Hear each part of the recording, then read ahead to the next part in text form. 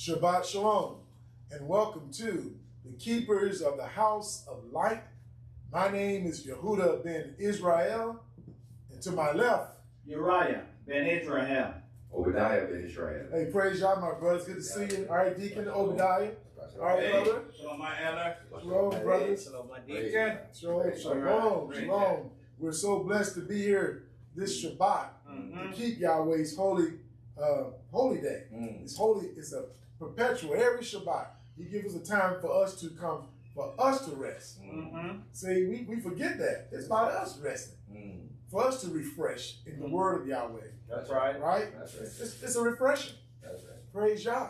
So as it is the Sabbath, I'm going to give you the name of our class discussion, the Sabbath class discussion right now. And it is entitled Leviticus, the Ways of a Holy People, Part 3. Again, Leviticus, the Ways of a Holy People, Part 3. And Yah willing, we will hope to pick up in chapter 18 of the book of the Leviticus and continue from last Shabbat. But before we delve into our class discussion, let's talk about who we are. The Keepers of the House of Light are dedicated to spreading the righteousness, love, mercy, and forgiveness of our Father, Yahweh Elohim of hosts, by and through His Son, Yeshua HaMashiach, the Messiah. That's right. The Lamb of Yahweh, the King of Israel. And as my elder brother constantly reminds me, the King of this creation. Because Yahweh's imputed that to him, to share in his glory. Not that he created it, but Yahweh imputed him to share in that glory so that every knee is going to bow in heaven and in earth to Yeshua, the King. Praise Him. He's the high priest and our Redeemer and Savior, whose name is blessed forever. Amen. We are here to teach and proclaim the gospel of Yeshua.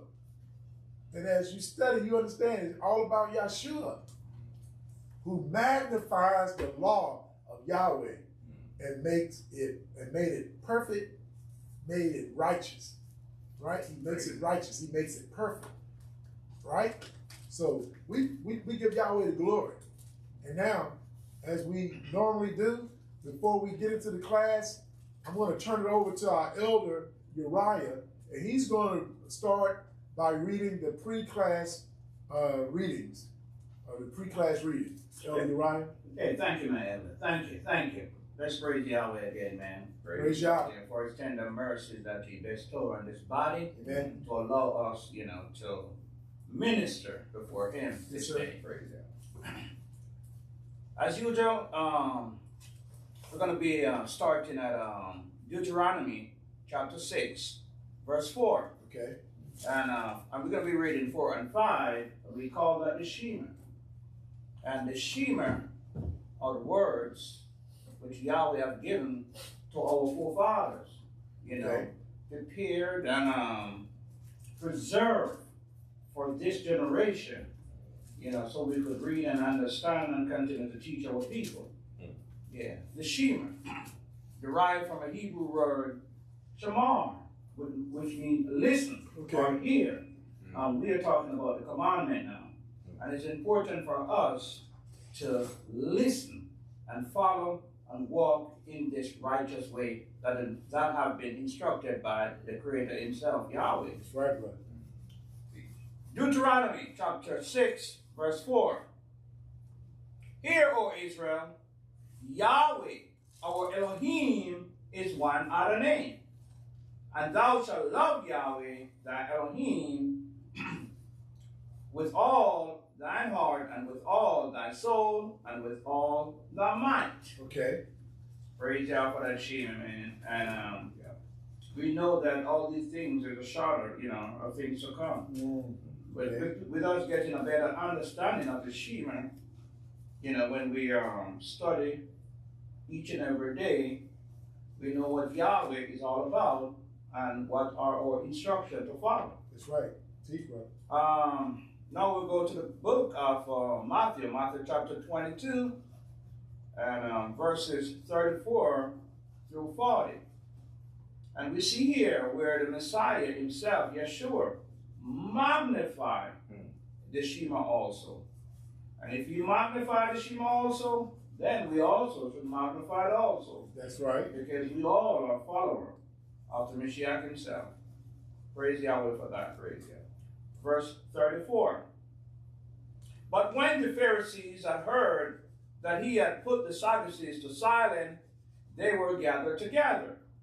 Then one of them, which was a lawyer, asked him a question, tempting him, and saying, Master, which is a great commandment in the law?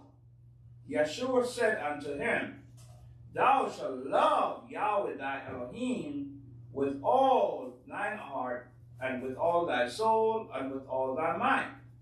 This is the first and great commandment. And the second is like unto it. Thou shalt love thy neighbor as thyself. On these two commandments hang all the law and the prophets. Hallelujah, brother. Hallelujah.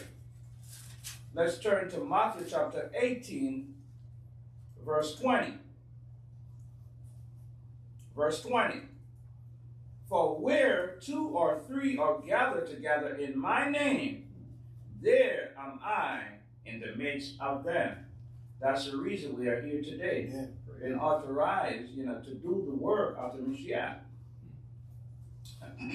I mean, of Yahweh through the Messiah himself. Correct. Continue the work that the Messiah left for us to do in this era. It's a lot of work, too. I know. Yeah. It's a lot of work. Man. Now, let's turn to Isaiah chapter 58, verse 13 and 14. Verse 13. If thou turn away thy foot from the Sabbath, from doing thy pleasure on my holy day, and call the Sabbath a delight, the holy of Yahweh, honorable, and shall honor him, not doing thine own ways, nor finding thine own pleasure, nor speaking thine own words.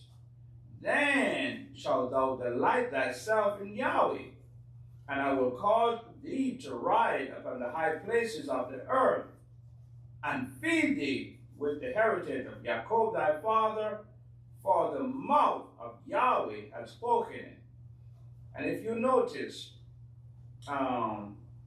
he said in verse 14, he will allow us to ride upon the high places of the earth, not heaven. Oh, no okay. one is going heaven. All right now. Wait a minute, bro. You go now. You make me feel you talking something that makes people going to heaven. They said they die and go to heaven. Elder Uriah. You're just coming with something else.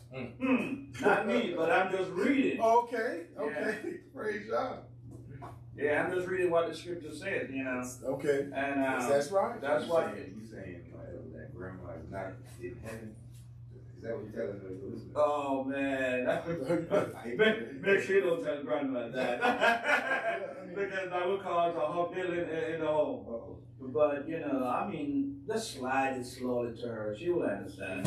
I believe it or not, they all know that pretty much these pastors, they're lying when they talk about we go in heaven. They know. But they didn't say it to let us feel good. Yes, sir. Yeah. Teach.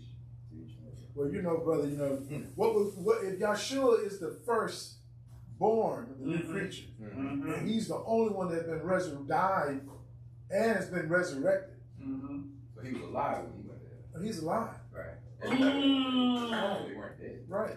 So we're died. So we're buried with Mashiach, but nobody has been risen up in the Mashiach yet in those new bodies. That's right. Correct. So that would make the resurrection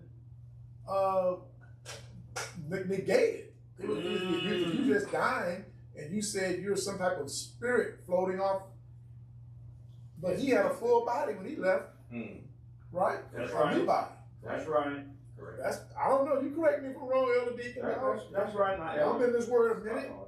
Y'all been in this word a long time now. Y'all can tell me if I'm stop me. See, Elder, Yehuda, you might get that wrong. You know, I had to just, you know what I'm saying? But praise y'all for that, man, because these are things that we want to. These are the things that y'all always allow these. What's the word? Scales we place over our eyes for a time. Yeah. And so now he's removing these things for us. That's right. And if we just be willing to hear, if y'all would give us that spirit to Shema, as you said, you know, you'll be able to, then you'll be able to read this book with understanding. That's right. That it's meant to be read and understood in that manner. Yeah. So you're so right. So we have to realize that this book is not a religious book. That's the number one step. And then you read it as a history book. Exactly. Because this is a history book between Yahweh himself and his people. Okay now. Yeah, and you'll get much more information from this book when you read it as a history book instead of a religious book. So religious is what? A man-made thing. Exactly. Yeah. Exactly. And you're right. You're right, Deacon. You're right, Elder. Because you can go right there and see all the religions in the world when they were passed, all the denominations of Christianity, right? Are they not? You can go straight there and find out when they were created. That's right. And by whom? Yeah. Started. Right. And we, I won't say we dare you, but take the challenge. Go ahead if you're watching this, particularly if you're not in the truth, if it's your first time tuning in, go ahead and go get online. You can begin to look at the denominations for the Protestants, for example.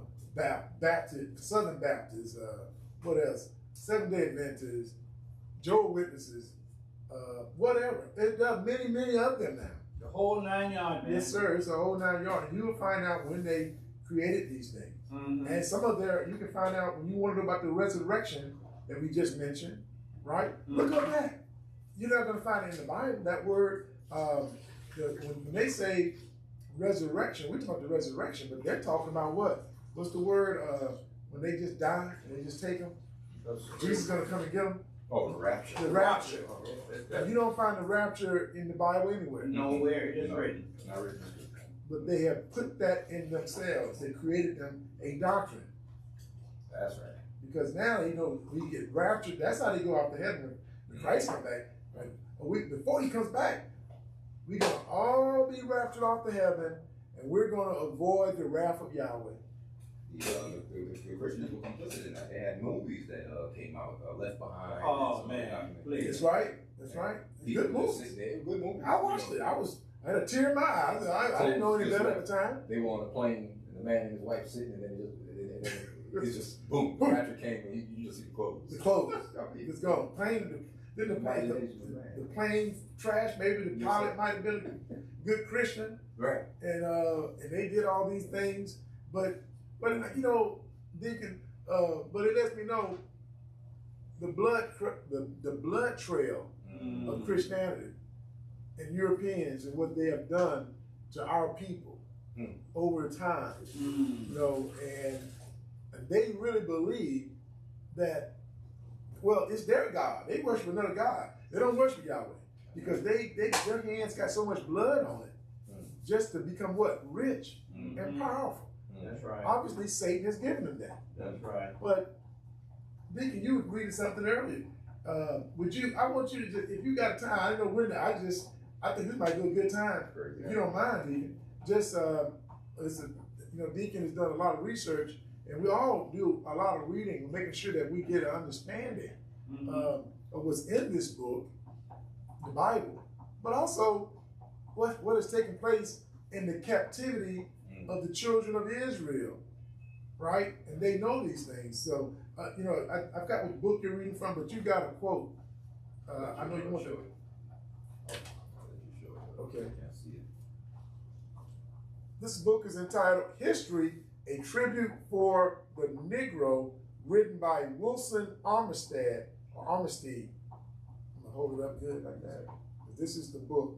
And these are the things that you'll find when you always give him a spirit, give this brother a spirit to research things and go, because this history, we read, Elder Uriah said we're reading our history book. Yes, we are. Our history, but our history is not only a history, but it's prophetic because we are the children of Yahweh. That's and right. his prophets wrote things about things to come near and far. That's right. And we're in the latter days of these prophecies concerning our captivity and all the wickedness that's been done to our people at the hands of the nations, particularly the Euro-Gentile nations, right? So if you don't mind, I thought it was very powerful. It reads, it says, the most extensive and extraordinary system of crime the world ever witnessed, which has now been in operation for several centuries and which continues to exist in unabated activity, is Negro slavery. This hateful system, involving a most incalculable amount of evil and entailing a measure of misery on the one hand and guilt on the other, beyond the powers of language to describe, entitles its victims to the strongest claims on our sympathy. A little more, it says, if among the various races of mankind, says the pious Richard Watson, one is to be found which has been treated with greater harshness by the rest, one whose history is drawn with a deeper penciling of injury and wretchedness. That race, wherever found, is entitled to the largest share of compassion, especially of those who in a period of past darkness and crime have had so great a share in inflicting this justice. This then is the Negro race, the most unfortunate of the family of man. My goodness. Wow.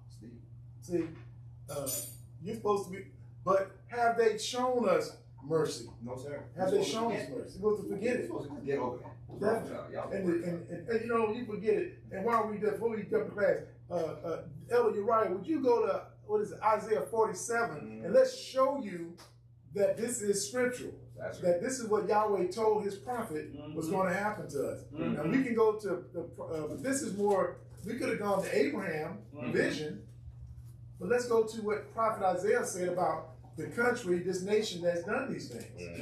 So, and you know what, while you're looking for that, verse 1, chapter 1, Isaiah 47, chapter verse 1. Yeah, because put the context together. Yes, sir. Whenever you're ready, let me know. Okay. So when you look at that, I saw on one of the media, Asian woman made a statement on one of the platforms. I won't get their name, but the various platforms. It's going around. But she's Asian American woman, lives here in America. She said that, quote, paraphrasing, that you want to know something, black slavery, the enslavement of black people is not the only slavery ever. There's always been slavery. If you look back, there have been people enslaved. There's somebody in your family been in slavery, and etc. And she carried on, and she's the one that said that abortion was worse than slavery. The same woman, and young Asian female, relatively young, I should say, But when you hear that foolishness, something like that spirit of her, and I say, well, yes, there's always been the enslavement of people in all the civilization. The Roman Empire was built on the slave system.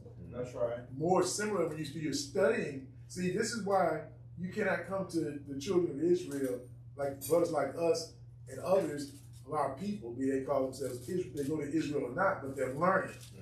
One, you need to be able to rebuke these people because one, the slavery on the west coast of Africa, in West Africa, was similar to slavery in Rome.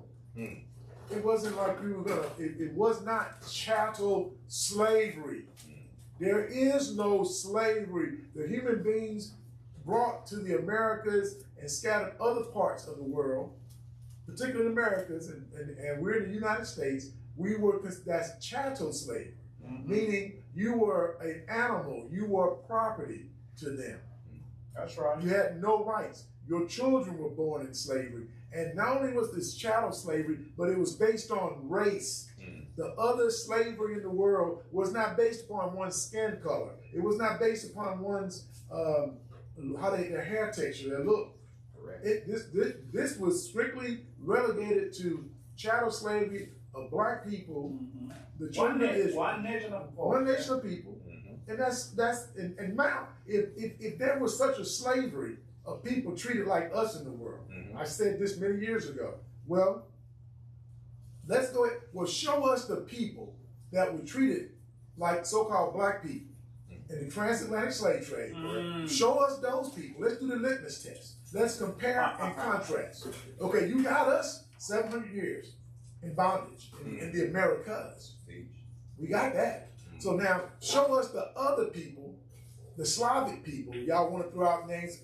Okay, show us the Eastern Europeans. Show us the Asians. Show us all the other nations of people that were enslaved and treated just like us.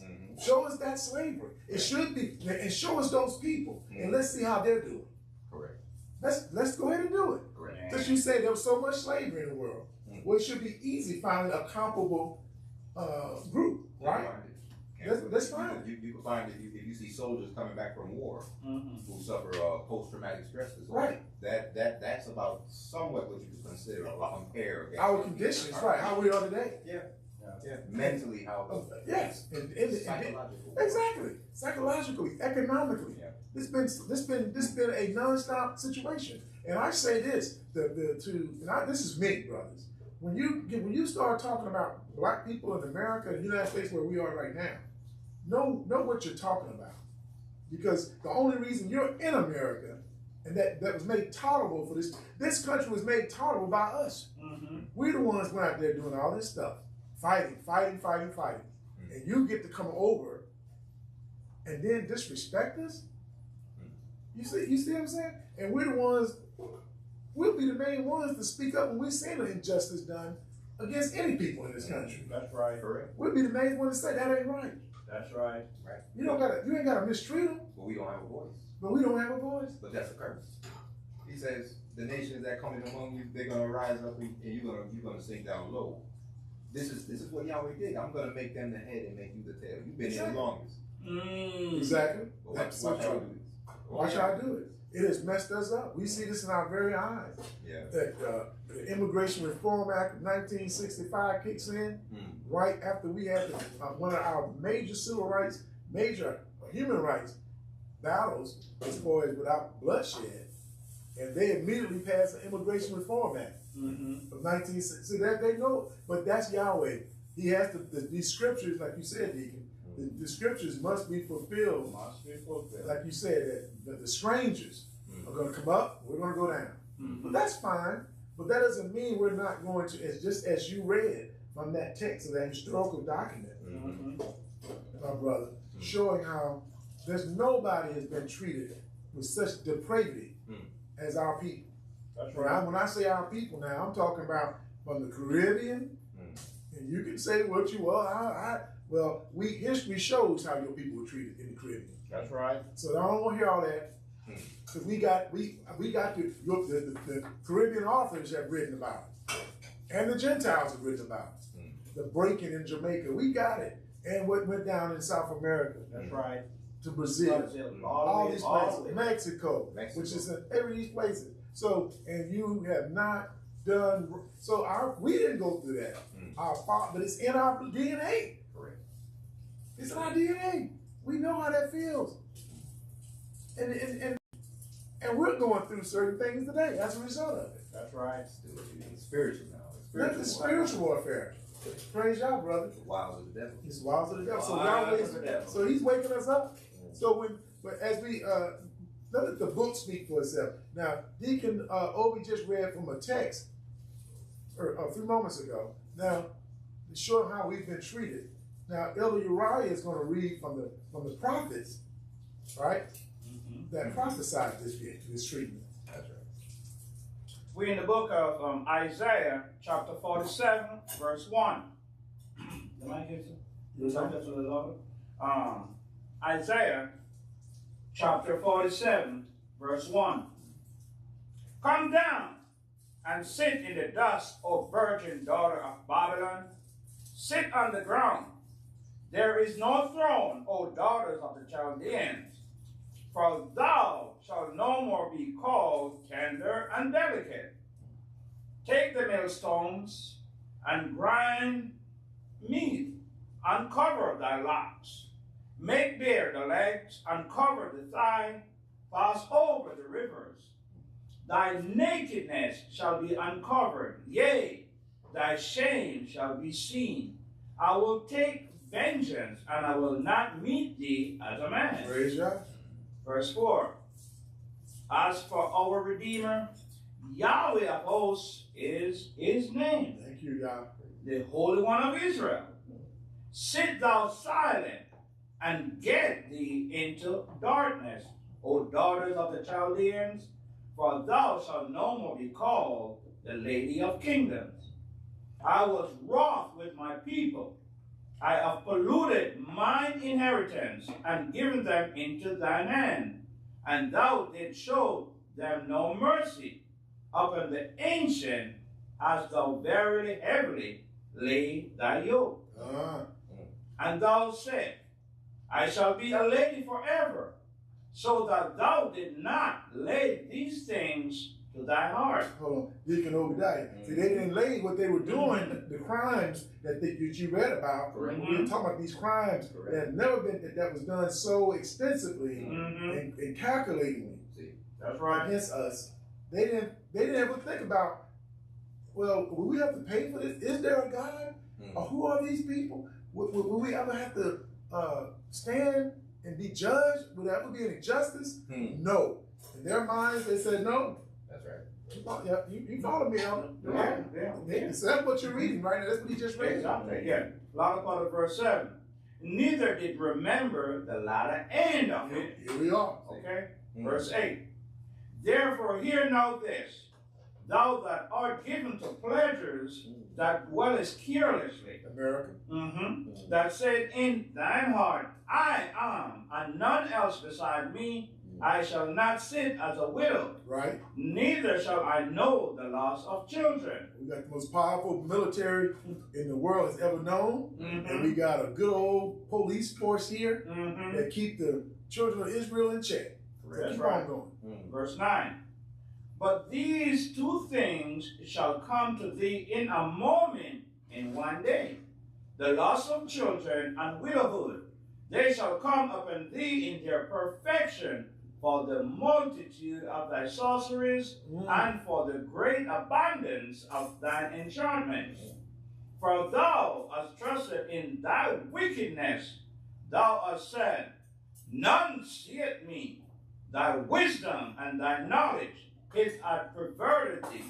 And thou hast said in thine heart, I am, and none else beside me. Therefore shall evil come upon thee. Thou shalt not know from whence it riseth, and mischief shall fall upon thee. Thou shalt not be able to put it off. Okay. And desolation shall come upon thee suddenly, which thou shalt not know. Stand now with thine enchantments, and with the multitude of thy sorceries, wherein thou hast labored from thy youth, if so be thou shalt be able to profit. If so, be thou made prevail.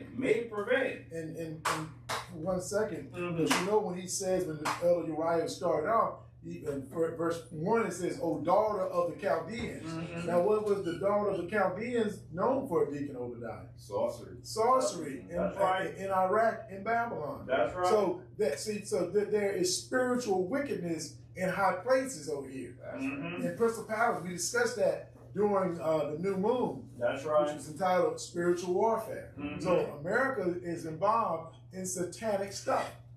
That's where she's getting the power. The prince of this world soon. That's right. Satan. And this is the most powerful nation in the world. And you got the children of Israel in it doing their time. But you went beyond what was necessary. Yahweh didn't tell you to do those things to us.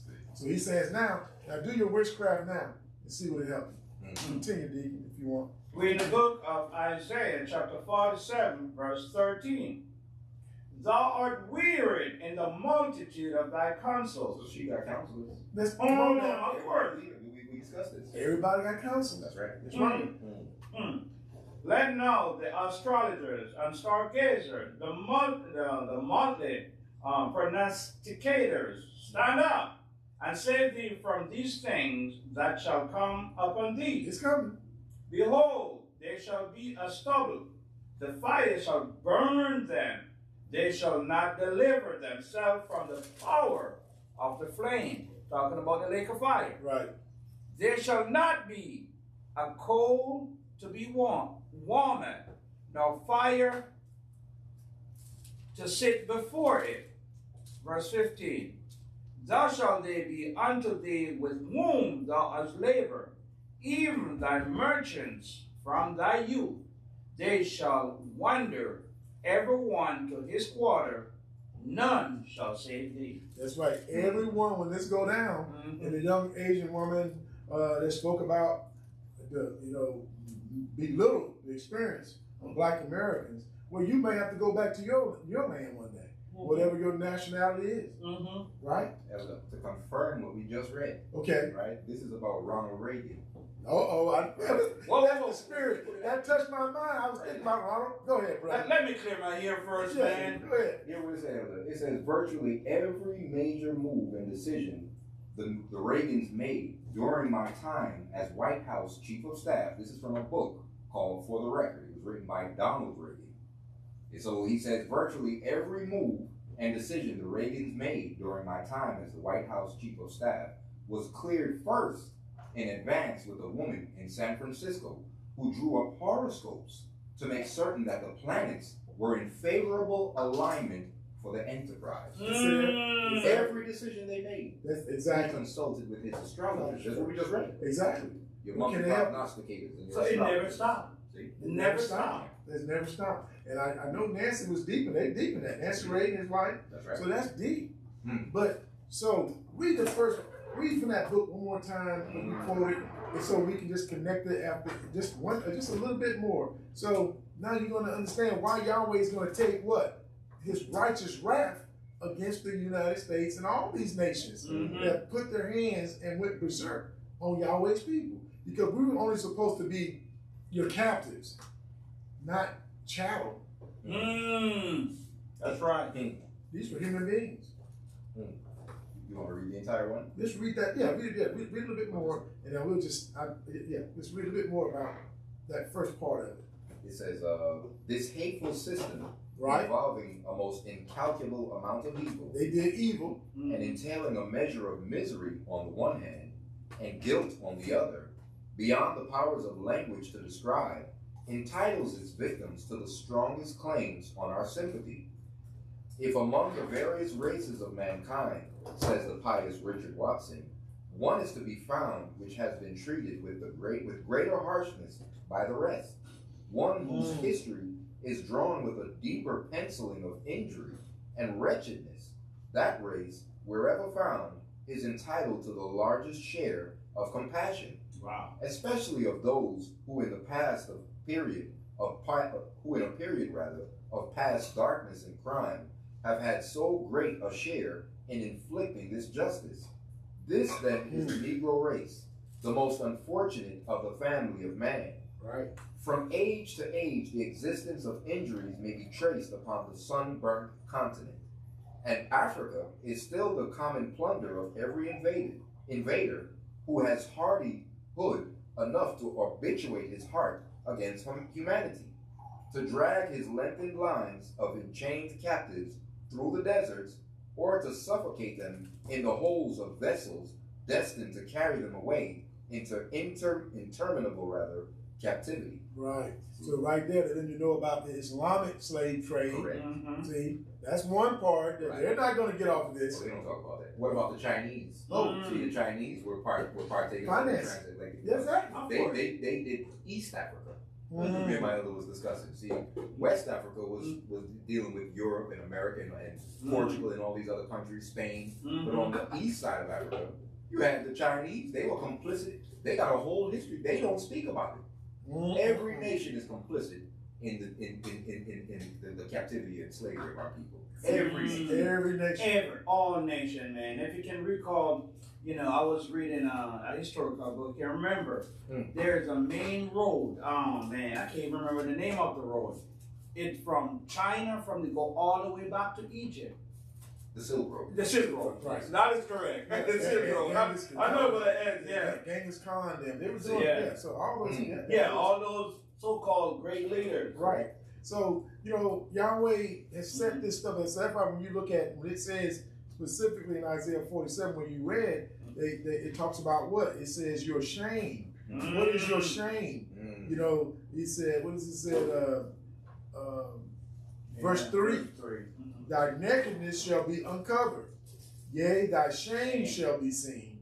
I will take vengeance, and I will not meet thee as a man. So Yahweh is going to take vengeance for what you've done to us. And it's going to be a spiritual thing. It's not going to be us revolting. Y'all got black people. You made sure black people are defenseless. That's right. There's no way we're going to be able to do anything against the United States militias, our National Guard, military. But that's okay. Yahweh's going to take care of that. Yeah, we don't have that resource. No, we don't have that resources. But that's why when you read this book, you see what we just read it about Yahweh being in the presence of us through His Son. Yahshua said it. When 2 or 3 get, I don't need a whole army of y'all. I'm going to get the glory. He told his prophet, I reserve 7,000 men. That's all I need. I need 7,000. I use those men. Exactly. So you got to be careful. And so these are the interesting things that we read out of this great legacy, this great book. Like you say, it's not a history book. It's not a religious book. It's a history book, a prophetic book.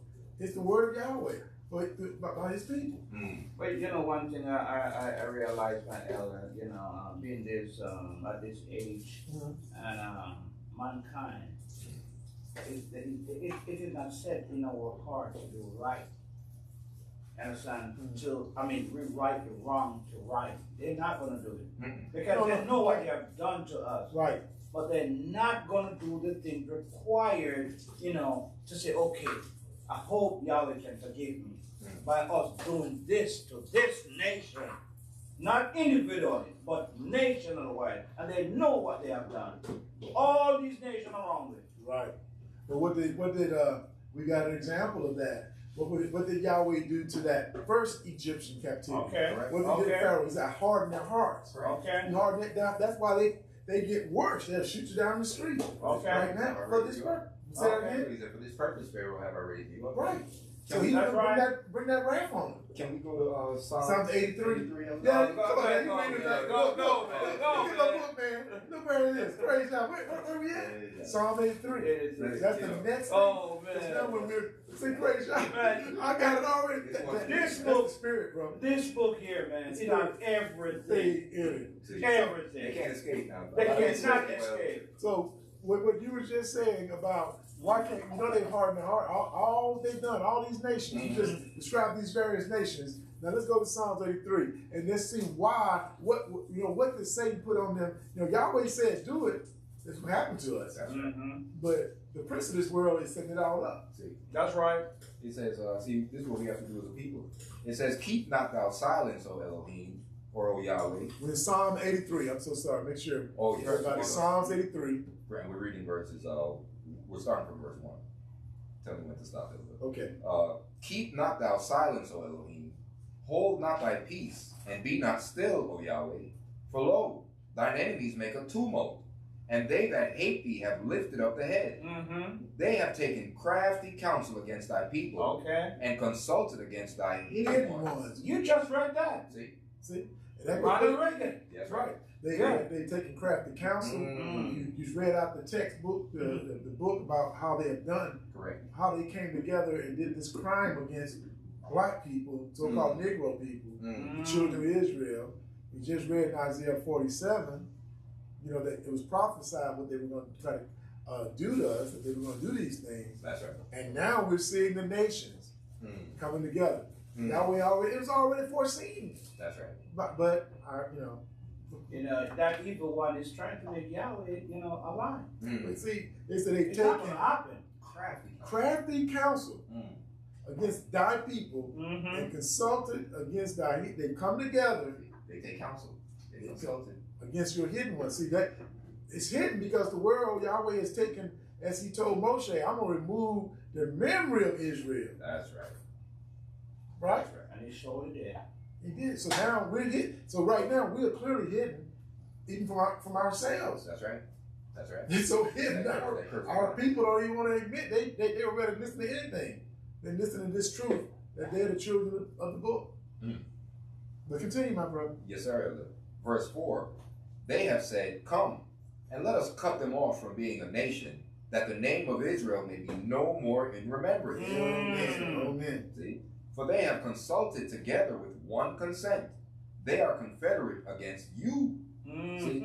They can't come together on other issues. But this issue, they're all confederate. Exactly. They're all confederate about how to deal with those people. Just ignore what goes on in America. You know what? You're so right, my deacon. Look what's going on in the world today. They will fight against each other.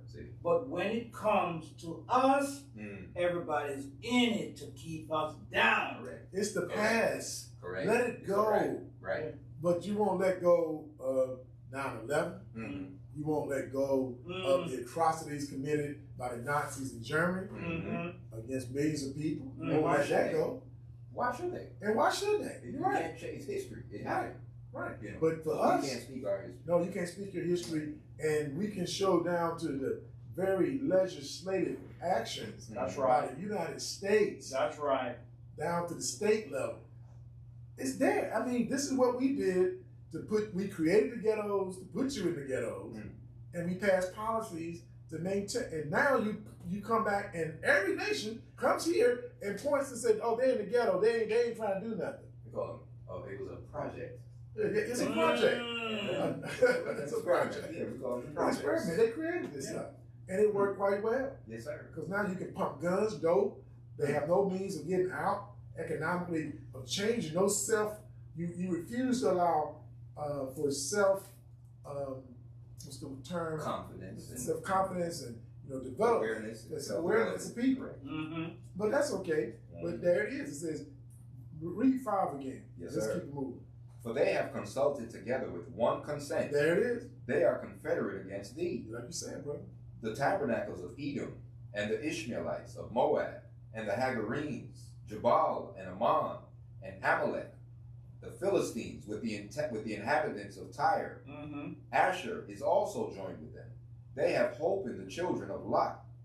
Do unto them as unto the Midianites, as the Sisera, and perish, that they may know that thou, whose name alone is Yahweh, art the Most High over all the earth. Praise God. Praise God. And and they have carried out exactly what they have done. They have done, and you look at where it says, who said in verse 12 of Psalms 83, who said, let us take to ourselves the house of Elohim in possession.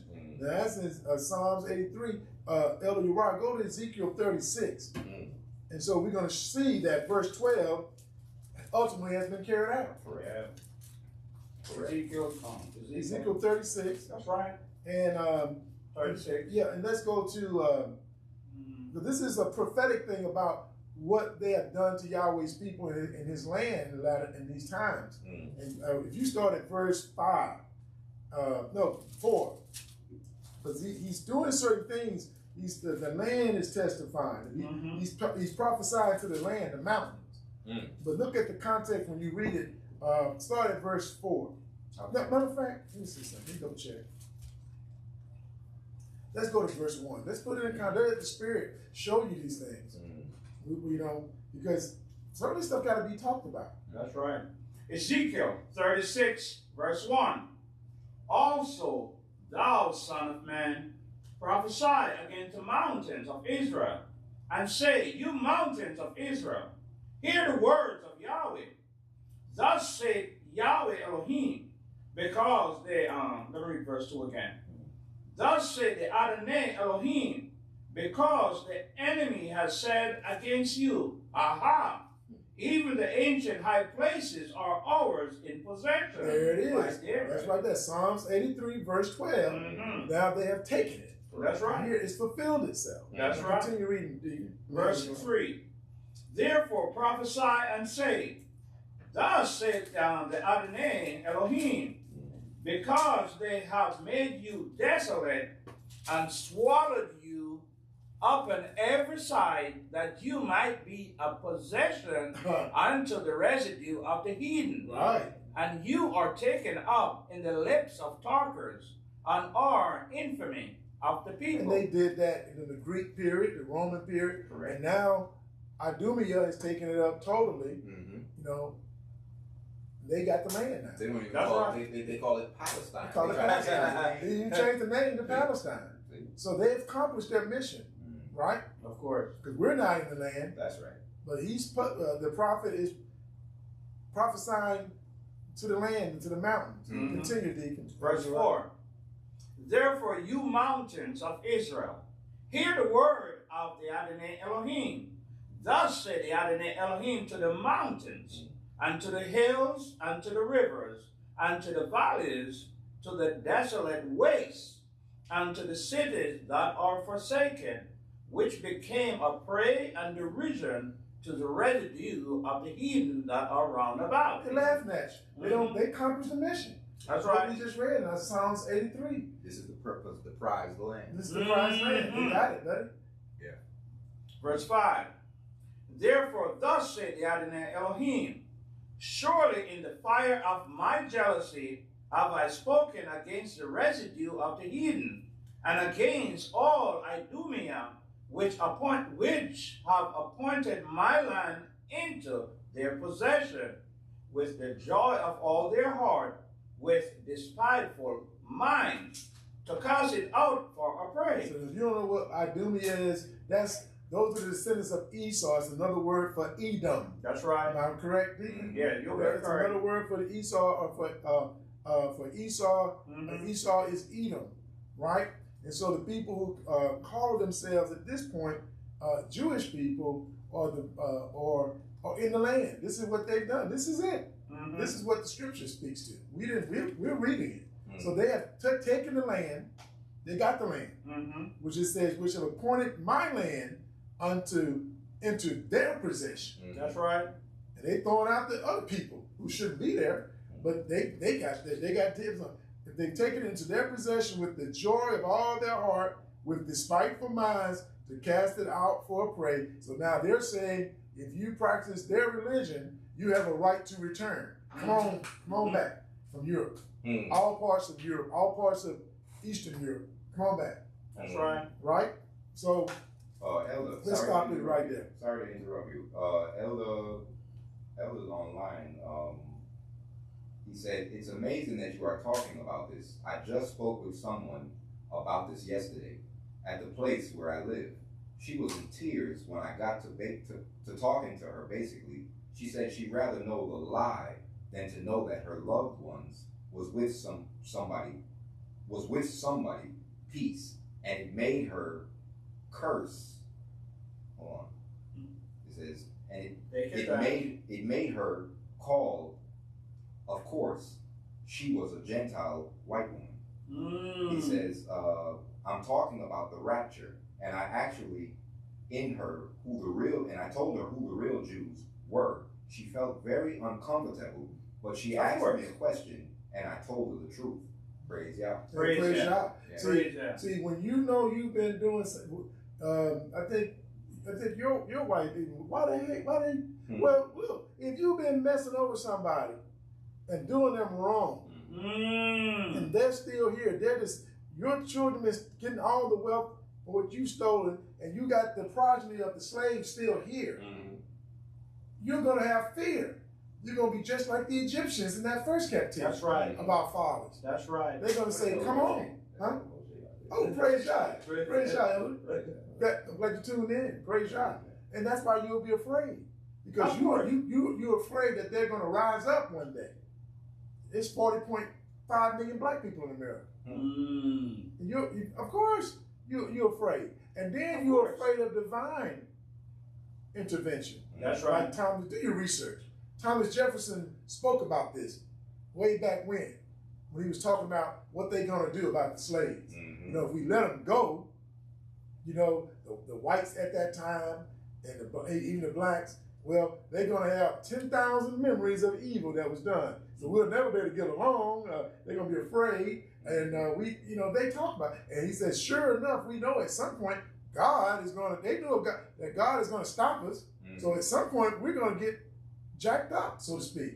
This is Thomas Jefferson, and you got to do your research. But you know what, man, Elder, in saying that, you know, if they were really reading the Bible, understanding the Bible, they would realize that these set of folks, they are forgiving people. They won't retaliate.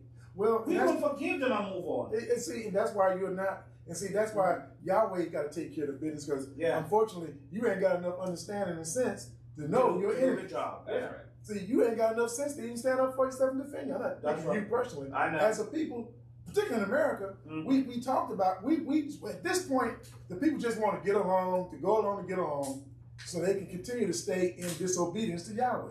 Yahweh ain't gonna let you stay in America doing what you're doing. He's gonna bring a stop to it. See, that's another picture. You're gonna have to get him out of here at some point. That's right. See, he's not gonna let this thing. So why would you get out the bondage? Even if you forgave him, what are you gonna do when it comes to what? Obeying your Elohim. That's right. They can forgive you today and try to do right by you, right? Yeah. But are you gonna stop killing each other? Are you gonna stop destroying your families? Right? No, we're not gonna stop. Are you gonna stop doing, all manner of wickedness? Are you gonna stop worshiping those other gods? Are you gonna start keeping Yahweh Shabbat? Holy day? Are you gonna walk in the spirit of this law? Try to?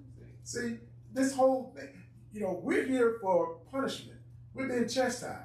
That's right. What you just read in Isaiah 47, Yahweh did not want that. They did that on their own. He says, I was wroth with my people, right? And I defiled my heritage, right? My inheritance or my heritage? That's right. Yep. Right?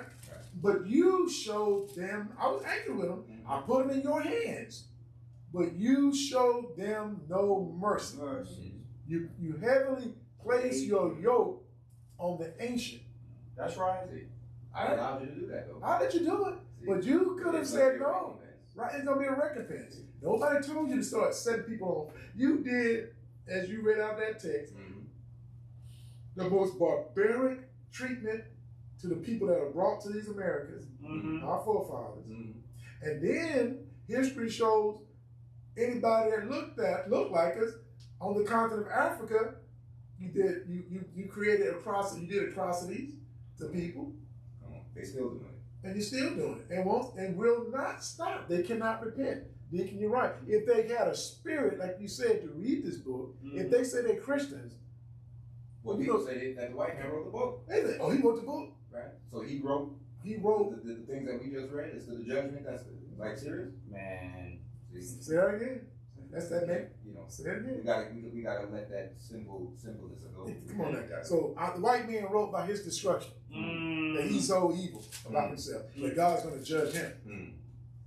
Please. That doesn't make please, man. That's not gonna make any sense. Exactly. So we touched on a couple of things here. I thank you for bringing that up, Elder Lincoln Obi. Go ahead. But no, I was going to read something what Obi had said in the same book, the book Ezekiel 39. Let's read there's 2 verses. I hope they can get it from there. We're going to go back to Ezekiel 36, verse 6. But if we should skip over to Ezekiel 39, verse 23. So where are you going first? Sir? Go ahead. Ezekiel 39. Okay, go ahead. Verse 23. Okay. It said, and the heathens shall know that the house of Israel went into captivity, for their iniquity, because they transgressed against me. Therefore hid I my face from them, and gave them into the hands of their enemies, so fell they all by the sword. So looking at keep on reading that next verse. Yeah. According to keep on reading, but read that to 28. Okay. And then you can finish your point. Yeah, I didn't want to go too far away from your point. They got to see what you're saying. Yeah. But Yahweh is in this. Yes, Yahweh have a hand in this. Verse 24. Right. According to their uncleanness, according to their transgressions, have I done unto them, and hid my face from them. Therefore, thus saith the Adonai Elohim, now will I bring again the captivity of Jacob, and have mercy upon the whole house of Israel, and will be jealous for my holy name. We're coming out of this. We're coming out of this, yeah. After that, they have borne or carried their shame. There's a time period there, yeah, right? There's a time period. That's right. And all their trespasses whereby they have trespassed against me, when they dwell safely in their land, and none made them afraid. When I have brought them again from the people, and gathered them out of their enemies' land. Lands. Plural. Lands. Not just right. one land, we're scattered. All over, to the four corners. That's right. And sanctified in them in the sight of many nations. Then they shall know that I am Yahweh their Elohim, which caused them to be led into captivity among the heathen. Because only a heathen, a godless people would have done the things that they've done. All these nations, as Elder Deacon Obi read out of the historical text. That's right. Go ahead. Only the heathens would have done that. Your fathers were heathen, godless. Now that's the truth. You don't want to hear that, but that's what they did. Yeah, the latter part of 28. But I have gathered them unto their own land, and have left none of them any more there. Neither will I hide my face any more from them, for I have poured out my spirit upon the house of Israel, saith the Adonai Elohim. Praise Yah. Praise Yah for that, Elder. Thank you. So that connected it all up. Yeah. So that's the spirit. You dropped the mic. But go ahead.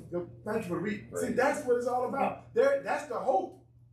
That's right. See, Yahweh's going to get us out of here. But now go ahead. I know you want to finish, but I want you to read all of that. But go ahead. But that gives you the understanding what Yahweh is going to do. That's right. You haven't. Now you carried out the crime against our people. Yahweh allowed it. Correct. Yeah, but you're going to deal with what you did to us, though. That's right. You know, that will give a little more answer to that scenario when that white lady said, yeah, it's a lie, you can't believe, or whatever. That will show them, yeah, the heathen. They are the heathen. That's right. Yeah. That's right. We haven't done anything. We haven't done anything, yeah. Where you want to, I'll continue to just talk. You said you were going to go somewhere else? No, get back to that 36. Okay, now you want to go back to 36 again? Unless you want me to, unless you're through with, Well, where were you going to go? Okay, we covered that. We went to Ezekiel 36:5. Oh, you 1 through 5? We did that already. Yeah. Okay, we did. I think that connected it up. Yeah. I think that we were showing because we went from Psalms 83. Yeah, see, this is the spirit doing these things right now.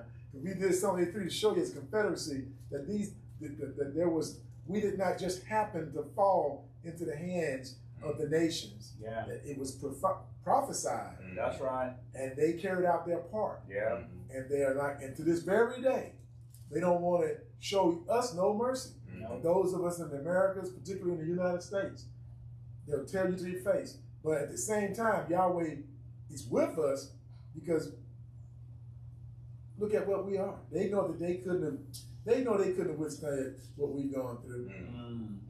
And yes, because we've already seen when y'all gone through other nations, when y'all gone through tragedies, you look so pitiful. You think that, you know what I mean? We didn't nuke anybody. We didn't order that. Do you think our people would have ordered the extermination, dropping a bomb on somebody like that? No. One of us was said, no, bro, we can't do it like that. But you're going to sit here to our faces in the land of our enemy. Yeah, he's been an enemy. You can't say he's been a brother. But that's okay. We know that there's some of them, of these Gentiles, who've helped us. That's Yahweh's business, though. Correct. He takes care of that. We have to look at the big picture. Let Yahweh deal with that. Because what we're looking at is showing these what we're telling you is, when you read from these scriptures, I think the elder Uriah and Deacon Obadiah would agree. Well, we're not saying, we want to throw about the pain with our people. But we're trying to show you that that this book is true. It's real, man. It hasn't happened to nobody but you. That's right. That's what we're trying to do. That's right. Yahweh's going to deal with the nations. He's going to deal with that. Yeah. But we're trying to show you that you're the people, that you need to, at this time, in these latter days, you need to, it ain't about joining let me just be honest, it ain't about joining it's about walking in the Mashiach. You can get into a camp, a church, or whatever. But listen, at the end of the day, it's about you're walking in the narrow way. That's right. That's right. Correct. And it's not just our people. I mean, we're not negating and there's other the history of the abolitionist movement. No. This was an organized effort to end the practice of slavery.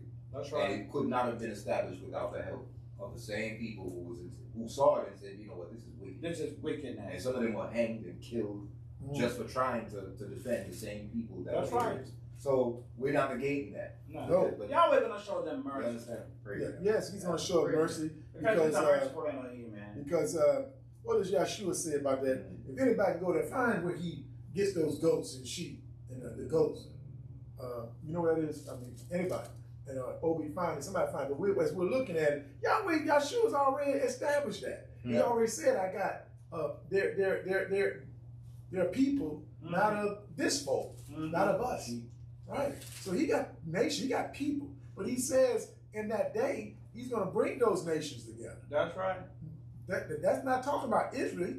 He's going to bring those nations together, right? That have what? He's going to say, what is he going to say? When I was naked, when I was in prison, and when I was hungry, right? He's talking to the nations. I think we can find it real fast. It's in the gospel. You got it? Oh, no, I thought you were looking for it. You're right. You're on your own mission. Let's focus on it now. You got it? No. Let's focus on that. It's in the book of Isaiah too. Yeah. No. We're going to look at what the Mashiach said. No, we're not talking about. Yeah, let's go. Let's find what the Mashiach said. Let me find it. But the bottom line is, these are the things that, Matthew 25. I can get there it is. And read that. The Gospel of Matthew, chapter 25. And see, and this is where we cannot negate what has been written and what the Mashiach is going to do. You feel me? Yes, sir. That's verse 31, right? Verse 31. Matthew 25, verse 31. And this, Yahweh's showing us something here right now.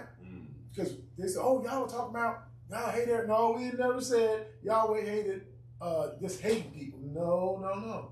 We're saying you're going to be dealt with what you sow, you are going to reap. Correct. And he who blesses what? What did you say? He who blesses Israel is blessed. Yeah. He who curses Israel is cursed.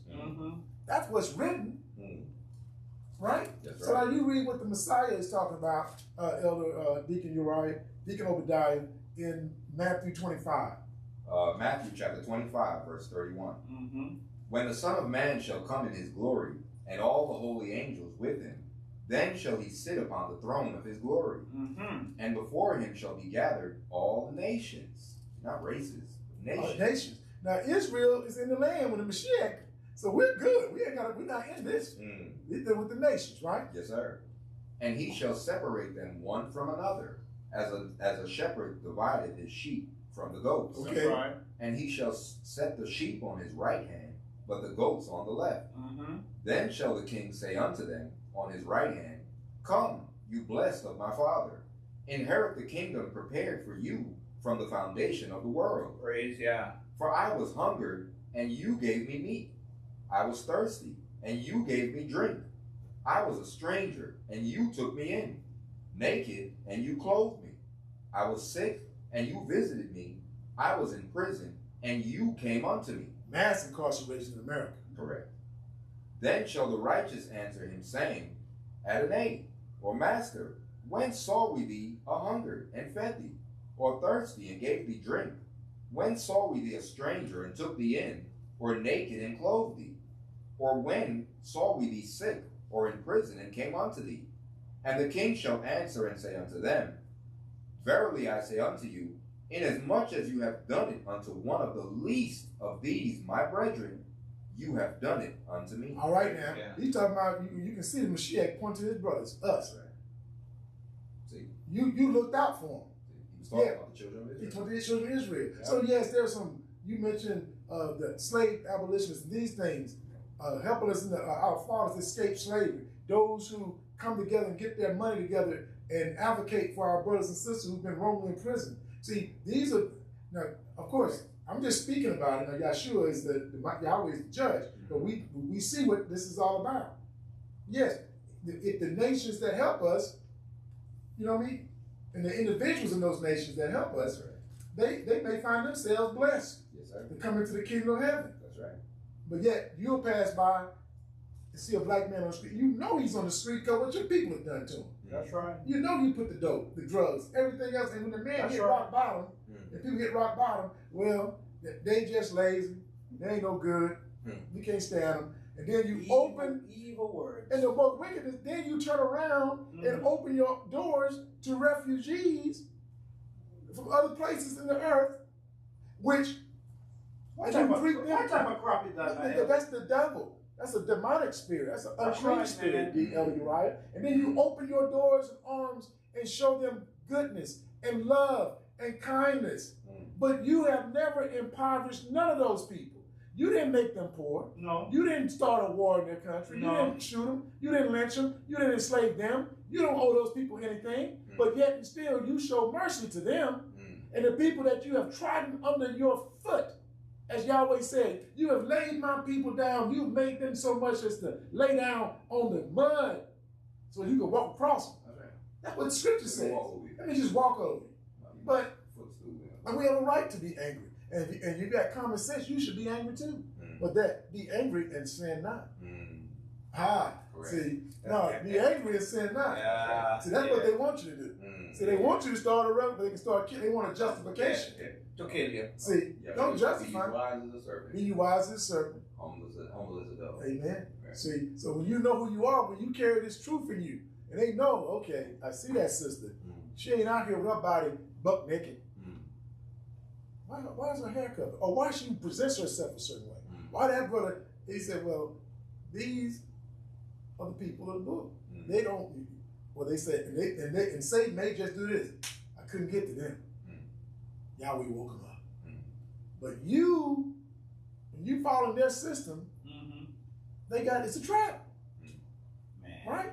But this is what Yahshua is going to do. He says he's going to do the rewarding. That's right. Of course. Right? But go ahead. These people, they're not going to do what's righteous in their heart, man. They can't do it. You know, one thing I can't say they can't. I just go back on the book. Yeah. If Yahweh harden their heart, what can you do with them? You know, one thing I couldn't really get, across, I couldn't put it out of my mind. I said, oh, can you give another country so many $1 billion and your people are over here really and truly in need? And they tell you, and they should come back and tell you, you're not our people. You're strangers. But You're why, captives. why, That's the wickedness of it. If we go into detail on that, we might get kick off. We don't we wanna go- know what it There is. is an answer to that Yes. question. I know. See, So, but we're gonna- say follow the money. Yeah. So we follow the money. Follow the money. Exactly. So Follow the money. So these are the things we ain't gotta worry about because Yahweh's already written. It's a waste of time to keep running through your mind why they want. You got the book. The Mashiach has told us. Yahweh showed us why. What more do you need to know? Why don't you focus on trying to get yourself together while you know you're in this country. Do the best, raise your family the best way you can. That's right. To keep them out of the ways of wickedness. And the best thing we can do is try to keep these commandments. That's right. That's the best. That's all we can do. Put on that whole suit of armor. There it is. Put that whole suit of armor. That you may be able to stand against the wild Right. of the devil. Exactly. That's And right. you're right. Because they don't want you to talk about too much righteousness or too much anything that cut into the core as you were trying to get to, Uriah, because they don't want those questions. So now, but black people have an opportunity politically to sit there and gather and do what they want to do. That's right. If they have a spirit on them to do it. But they've been taken advantage so much by their leaders, the leadership. So, but let's continue with the Mashiach. So we see what the Mashiach is going to do for those, as he called, those righteous that's on his right hand. But what about the people on the left hand, those nations that happen to find themselves on the left, those individuals, those people of those nations? Verse 41. This is Matthew chapter 25, verse 41. Then shall he say also unto them on the left hand, Depart from me, you cursed, into everlasting fire, prepared for the devil and his angels. For I was a hungered, and you gave me no meat. I was thirsty, and you gave me no drink. I was a stranger, and you took me not in. Naked, and you clothed me not. Sick, and in prison, and you visited me not. Then shall they answer him, saying, Master, when saw we thee a hungered, or a thirst, or a stranger, or naked, or sick, or in prison, and did not minister unto thee? Then shall he answer them, saying, Verily I say unto you, inasmuch as you did it not to one of the least of these, you did it not to me. And these shall go away into everlasting punishment, but the righteous into life eternal. So Yahweh got mercy for those who show mercy unto us. If you did this to my brothers.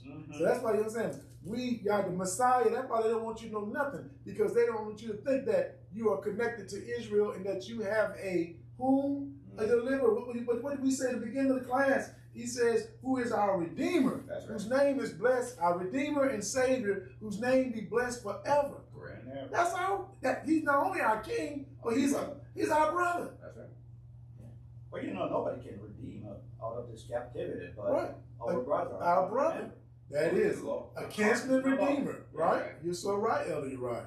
So he's the one that's doing it, but he's doing it through the spiritual stuff. Yahweh's going to do it the way he wants to do it. And Yahweh's going to do all the heavy lifting. It's like we talk about everything's going back to the Mashiach. And that's what we're covering in Leviticus. Everything points back to the Mashiach. Everything comes back to him. And I praise you, brothers, man. Yahweh gave you that spirit so that we can go into this discussion. Because, again, this is not a scripted situation, but we follow the Spirit. Please follow the Spirit. Don't resist the Spirit. Just follow the Spirit. Now, the class is entitled, praise God. But this is the class. But hey, you know, the Spirit gives us stuff. We're just going to do it because, you know, I had went to Psalms 83, and you started bringing up the other nations, and I had it ready, and then before I could turn around, Obi had it already. Hey, can we go to Psalm 83? It's just like 1, 2, 3. And it said, hey, that's the Spirit. So praise y'all. The class, though, we're going to get now back to we're in the class, but to get into the scripture, we're following it in an order. So we're in the book of Leviticus, and we're going to go to chapter 18. Now, last week, we completed chapter 17, which laid out, and we discussed in, I think, good detail about the prohibition against our people, the children of Israel, eating blood. That's right. And we covered that through the prophets and showed examples, and then we went even into the epistles of in Acts 15, where the Gentiles, their instructions were to what? Not eat blood or eat anything strangled and stay away from idols, etc. That's right? So we covered that extensively. And let me see, so we got into Leviticus 18. We covered, I think, right where Absalom, I think we got into the issue where the verse where you're not to go into your sister. Correct. That's now, right. these were prohibited sexual practices, right? And we, I think 13. okay. So Leviticus 8, chapter verse 13. Let's pick up there, Elder Uriah. Was that you? I think it was 12. 12? Okay, Obed, I think it's you. Okay, Leviticus 18, verse 12, and let's do it. All right, praise God. Leviticus chapter 18, verse 12. Thou shalt not uncover the nakedness of thy father's sister. She is thy father's near kinswoman. Thou shalt not uncover the nakedness of thy mother's sister, for she is thy mother's near kinswoman. That's your aunt. Thou shalt not uncover the nakedness of thy father's brother. Thou shalt not approach to his wife. She is thine aunt. Thou shalt not uncover the nakedness of thy daughter-in-law. She is thy son's wife. Thou shalt not uncover her nakedness. Thou shalt not uncover the nakedness of thy brother's wife. It is thy brother's nakedness. Okay, so now that's powerful right there. Verse 16, thou shalt not uncover the nakedness of thy brother's wife. It is thy brother's nakedness. So is it contradicting itself? No, it's not contradicting itself, but there are some exceptions to the rule. And I think that they use the term called the Levirate law, right? That's right. And I think if we were to look at this, we can see the exceptions of that. Could someone explain what that Levirate law is? And we'll just go to the verses. Anyone can just say what's that exception? So what you're telling me I can sleep with my brother's wife? No, that's an exception. Go ahead, Elder. You're right. I was gonna say, in that case, what we're looking at, we'll go to the scripture. We're gonna go there anyway. If your brother, has a wife, and somehow that wife should lose her, the husband should die, and leave her, no seed, then his brother have to go into, the wife. And make seed for his brother. So he's making seed for his brother, and the reason for that is because why would he do that? Now I want you to tell me why. We'll get there. Just tell me. We just want to. Inheritance. Inheritance. So that brother who died will not be cut off. Yeah, not be cut right. off. He'll have a son. He'll have an inheritance in Israel. And so they say, well, you don't have any children. So the brother should come unto her, right? And marry her and bring up seed. Not all the children, but that child that comes, that will be counted toward his brother's child. That's right. Right? That's right. Now, let's go and look at, we see an example of that. Let's go ahead and flesh this out, because you're not supposed to sleep with your brother's wife. That's right. At any time. No. But there's an exception. If he doesn't have any children. And let's see how that playing out for Judah, in Genesis 38, verse 1. And if you want to read it, if you're there. Genesis 38, verse 1. Whoever want to read it. And we're going to show you some illustrations of this law. So we're going to go back to where we first see it, this practice. Because remember, the law was already, when Yahweh spoke that light, let there be light, that law, he had put the law in the land. So now when you look at Genesis 38, the commandments and the law has not been promulgated or written down, but it's still the law. That's right. So we see here, so what we're reading Leviticus, it's the written law given to the children of Israel. So let's look at what we're saying in 38. Who's going to read? You got it? Okay, go ahead, Elder. Right. Genesis chapter 38, verse 1. And it came to pass at that time that Judah went down from his brethren and turned into a certain Adullamite, whose name was Hira. And Judah saw there a daughter of a certain Canaanite, whose name was Shua. And he took her and went in unto her. And she conceived and bare a son, and he called his name Aaron. Okay. And she conceived again and bare a son, and she called his name Onan. So he has two sons now from this sister, this woman, Shua, and Onan. That's right. Verse 5. And she yet again conceived and bare a son, and called his name Shelah. And he was at Chezib when she bare him. So he has three sons now, right? Yeah. Shelah, Onan, and That's right.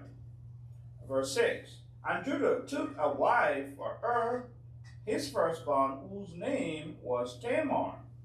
And Judah's firstborn, was wicked in the sight of Yahweh, and Yahweh slew him. So whatever reason, Yahweh just took him out. He was wicked for him. Yeah, that's but right. Tamar is his widow now, right? That's right. And is the son that died. He has a widow. Correct. He has a wife. Okay, let's continue. Verse 8. And Judah said unto Onan, Go in unto thy brother's wife, and marry her, and raise up seed to thy brother. Okay, here it is. Now see, law. Every law has an exception. Yeah. Right. So what we just read in Leviticus chapter 18, verse 16, thou shalt not uncover the nakedness of thy brother's wife. It is thy brother's nakedness. Now we got a situation where the brother has died, right? That's right. And he didn't have any children. Correct.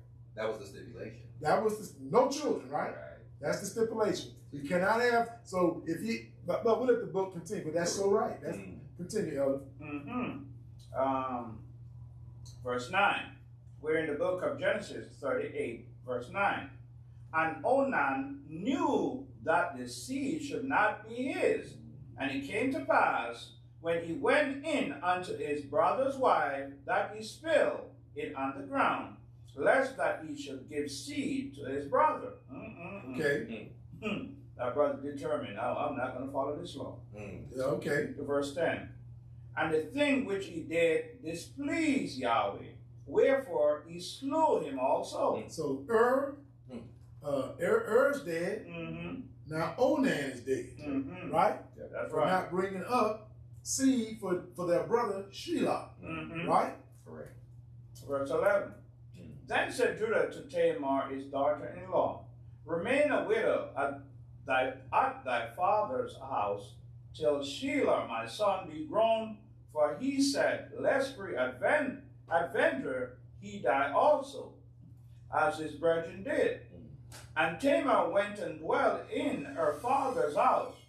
And in the process of time, the daughter of Shuah, Judah's wife, died. And Judah was comforted, and went up unto his shearers to Timnah, he and his friend Hira the Adulamite. Verse 13. And it was told Tamar, saying, behold, thy father-in-law goeth up to Timnah to shear his sheep. And she put her widow's garment off from her, and covered her with a veil, and wrapped herself, and sat in an open place, which is by the way to Timnah, for she saw that Shelah was grown, and she was not given unto him to wife. So Shelah is getting up to a certain age. So Judah has not fulfilled the promise of giving Shelah to Tamar, right? So Tamar is taking off her widow's clothing. Correct. And she's getting ready to go into town for a purpose. That's right. Let's follow what she's going to do. Verse 15. Because we have to read it to get a good understanding. Yeah. Verse 15. Yes, sir? Yeah. When Judah saw her, he thought her to be unhardened, because she had covered her face. See, those are the cultural situations.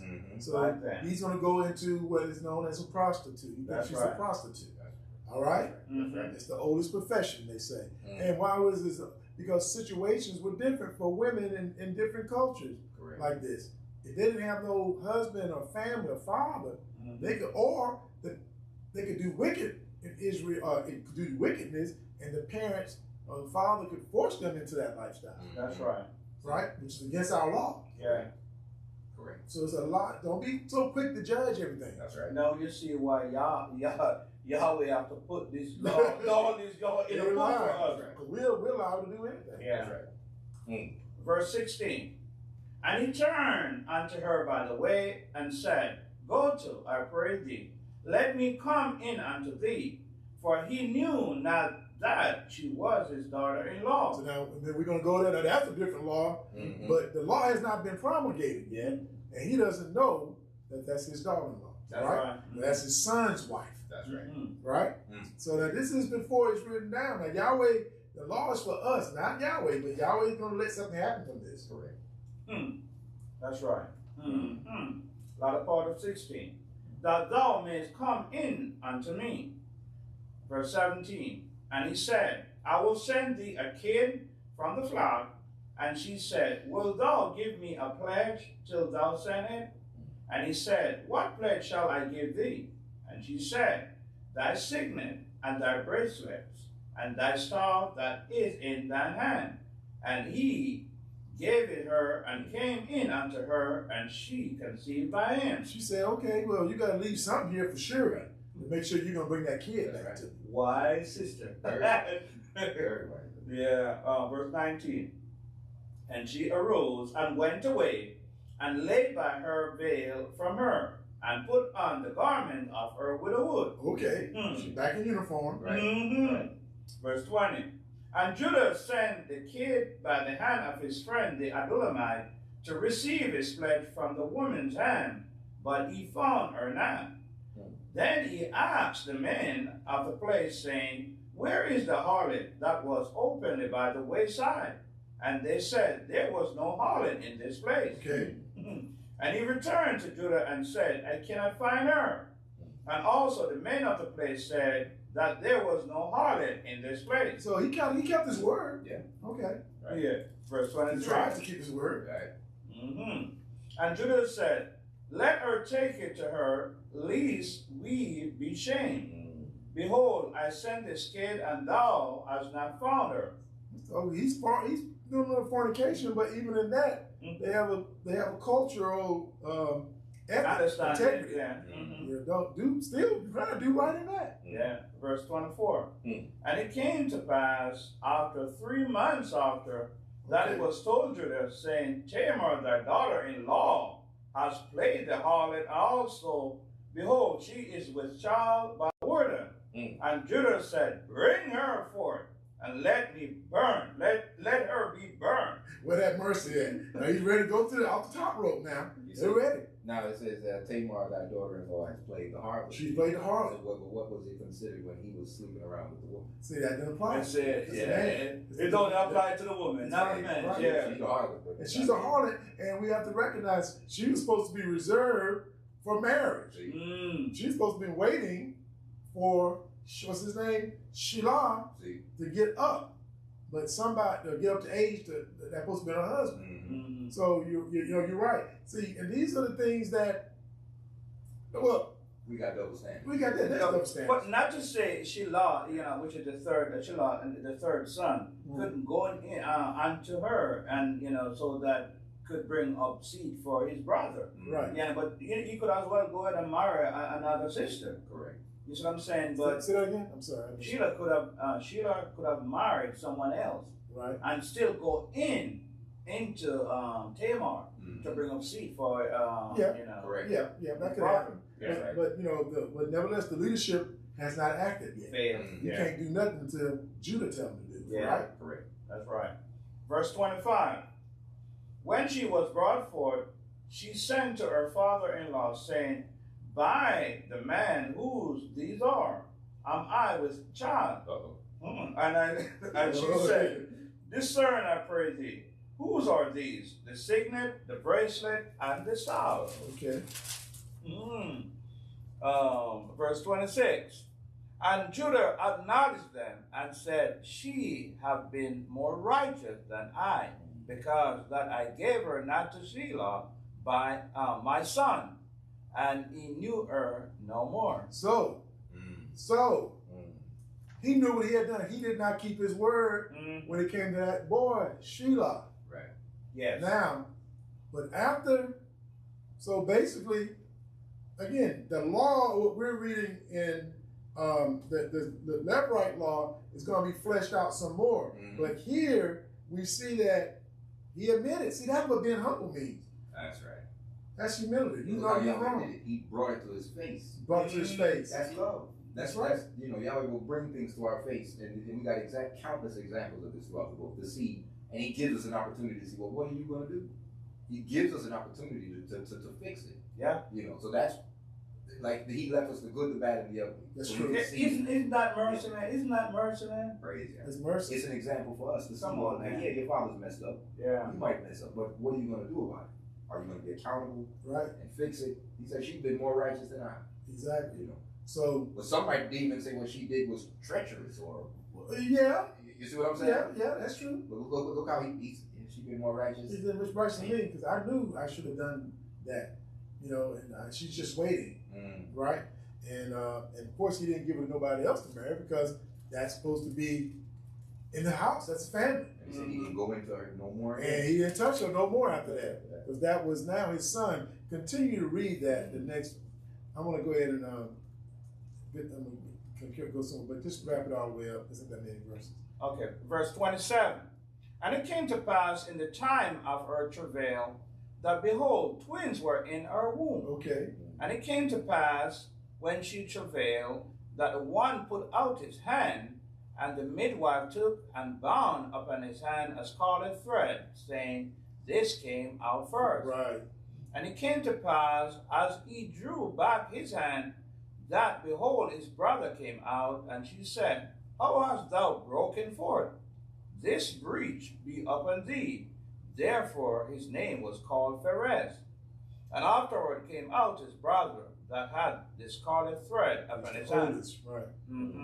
And his name was called Zara. So Yahweh works things where he's going to work it. You know, He blessed her. yeah, he blessed her, gave her 2 sons. Right? So our way, Yahweh said his ways are above our ways, as the north is from the south, right? Or something like that. So Yahweh is so now. So yeah, I mean, Yahweh, that's what you said. Yahweh blessed that you know, the son, one of the son, because the Mashiach himself is a descendant from that lineage. There it is, bro. Yeah.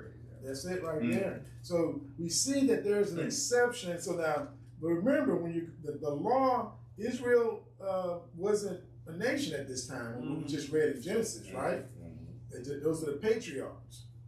But so, and the law has not been obviously the law has not been given to Israel at this time. Israel's not a nation right now. Correct. So it does, but this Levirate marriage situation, today it may sound very, no, I'm not gonna, but other nations did that too. Correct. But, you know, so go ahead. No, I was gonna, sideline you with something, because Paul said something, kind of similar, but Okay. is Paul trying to neglect the law or something? No. Okay. Let's hold that for right now. We hold that right now. Hold that. Literally hold it, because we want to go to now. We got to show the law that's been written about this. Deuteronomy 25, 1 That's to right. 10. That's right. If you go there and wrap that up, Obadiah, and Deuteronomy 25. Now we're going to see that this thing about the brothers, right? Because I want to hold what you got until we, there's an example I want to show. We discussed this in Matthew. You recall? Yes, sir. Okay. Okay, you know. Yeah, You're going to see the whole way you want to go.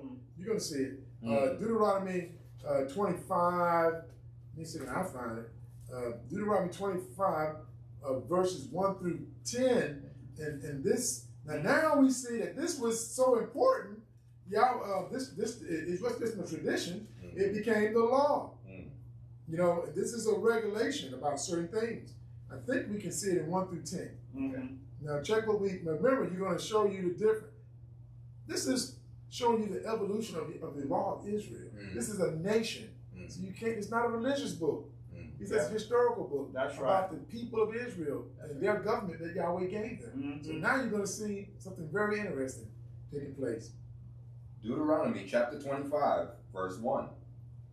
If there be a controversy between men, and they come into judgment, that the judges may judge them, then they that shall justify the righteous and condemn the wicked.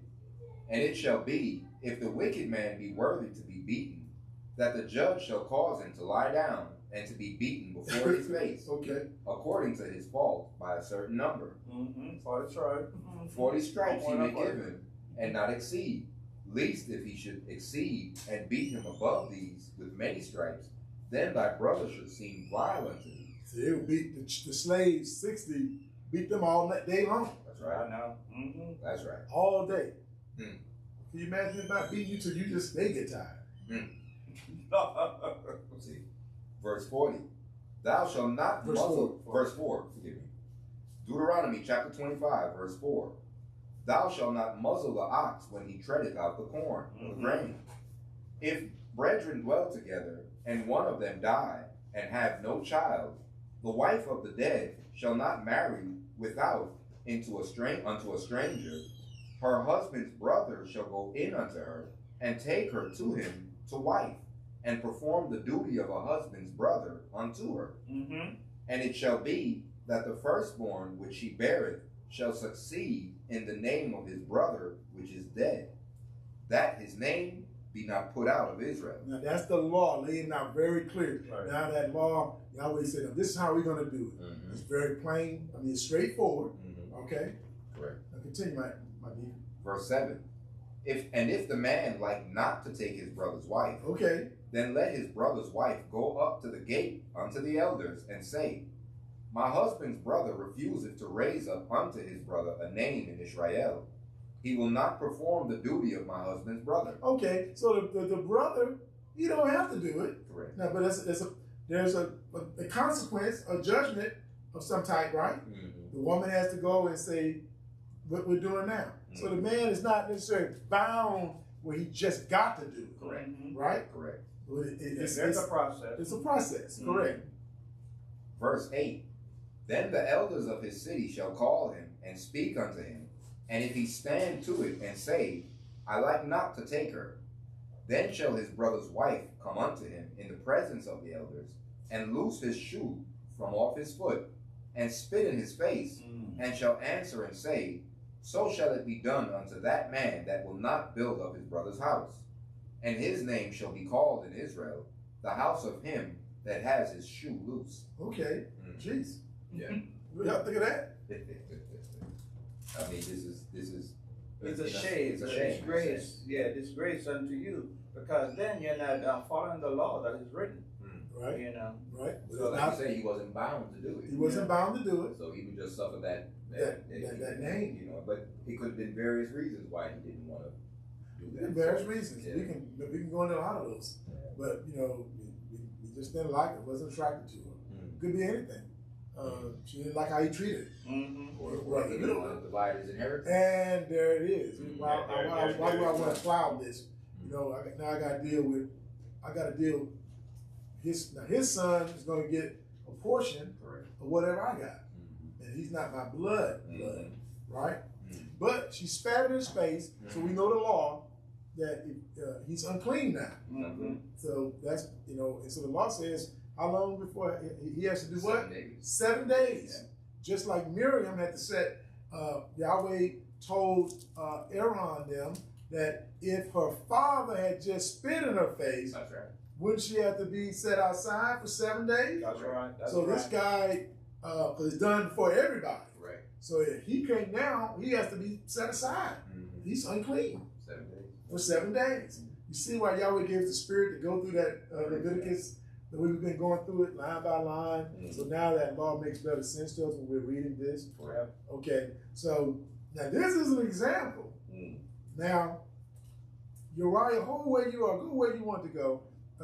You say you want to, now we're going to, No, let me respond to something before then. Now we see that the law could never be done away with, because it is applicable in this case. Okay. You see what I'm saying? Okay. So when others gonna say, oh, Christ came, so all the laws are done away with. No. Okay. No, it can't. It doesn't make any sense. Correct. Because then it's applicable in this case. It's applicable in this case. Yeah. And now, hold where you got. So now we're going to go to the gospel because that's our discussion. Yeah. I know what you want to do. No. Now, I know where you want to go because that's a good point. Yeah. But now we see this is the law. Now we just went. Now we have Leviticus 18 off one verse. We're looking at this. We're looking at that exception, right? Yeah. But let's go to the gospel because they're going to bring up an issue to make a point about the resurrection. They're going to come to Christ with something, right? Yeah. Matthew 22. Matthew 22. We talked about that. I think we did talk about that one day. Who's up reading? Uriah or Doesn't matter. we're still in 8. He still got to do 18. But nevertheless, whoever wants to read Matthew 22, verses 23 to 33. I think that's right. Yeah, 23 to 33. And now check this out. They're going to bring this issue up in the gospel. So now going back what you were saying, and then once we read this, we're going to let Uriah come over. We're going to look at something, and maybe I think I know where Uriah wants to go. But let's see. But let's read this. Let me go here first. Yes, Let's go ahead and finish this first. Matthew 22, verse 23. The same day came to him the Sadducees, which say that there is no resurrection, asking. This is, coming to the Mashiach. Okay. Yeah. About the resurrection. About the resurrection. Okay. Verse 24, saying, Master, Moshe said, if a man died, having no children, his brother shall marry his wife and raise up seed unto his brother. Okay, we just read that in Deuteronomy, right? That's right. Book of Moshe. The law. Verse 25. Now there was, start again. Now there were with us 7 brethren, and the first, when he had married a wife, deceased, and having no issue, left his wife unto his brother. Likewise the second also, and the third unto the 7th. And at last all the women died also. Therefore in the resurrection, whose wife shall she be of the 7? For they all had erred. Yeshua answered and said unto them, you do err, not knowing the scriptures nor the power of Elohim. Woo. For in the resurrection they neither marry nor given into marriage, but are as the angels of Elohim. Well, I thought you were in heaven already. Did you not say that, Deacon Obadiah? Yeah. They said they going to heaven. That's correct. But Christ talked about a resurrection. That's right. I just want to know. You tell me. Somebody lying. But continue. And it's not the book. It ain't the book. Continue, right? Verse 31. But as touching the resurrection of the dead, have you not read that which was spoken unto you by Elohim, saying, I am the Elohim of Abraham, and the Elohim of Isaac, and the Elohim of Jacob. Elohim is not the Elohim of the dead, but of the living. And when the multitude heard this, they were astonished at his doctrine. Okay, all right. So now, this is the question. Thousands of years ago, so we got the Levirate law in Deuteronomy, right? Now, that was when they were in the wilderness, right? They're getting ready to go. So this is thousands of years in the past, but here are the Sadducees bringing an example that they're trying to talk about, they're showing about the resurrection, but they bring up the law, the Levirate law, or the law set up in Deuteronomy 25. That's right. So the question is, I ask, is why would they bring this particular example up, right, dealing with the brothers, if they were not, if this was not applicable at the time? Were they following this particular law at the time of the Mashiach? See, it's not written down. See, Okay, it's not written down. You see that question was presented to him. It presented. And how it was dealt with. But he didn't tell him, say, well, the brother should have raised up seed. They were asking, well, whose wife would she be? Right. So in a sense, we know the law was still there.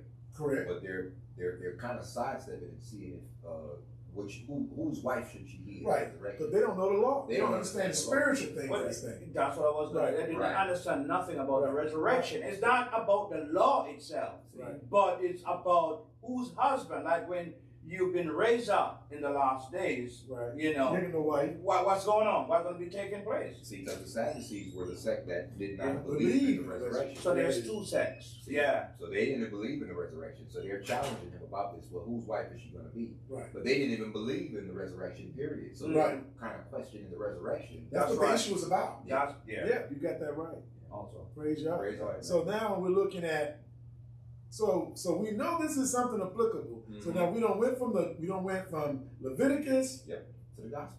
To the gospel. To the letter first, to the law. Right? So now we have a question. I think I know where Uriah, I'm going to turn it over to El Uriah, because he's, now with this in mind, I think that's where you wanted to go, right? Well, looking at what Paul said. Let's go find out. You know, like cherry picking, you know, like some sect that love to cherry pick this book.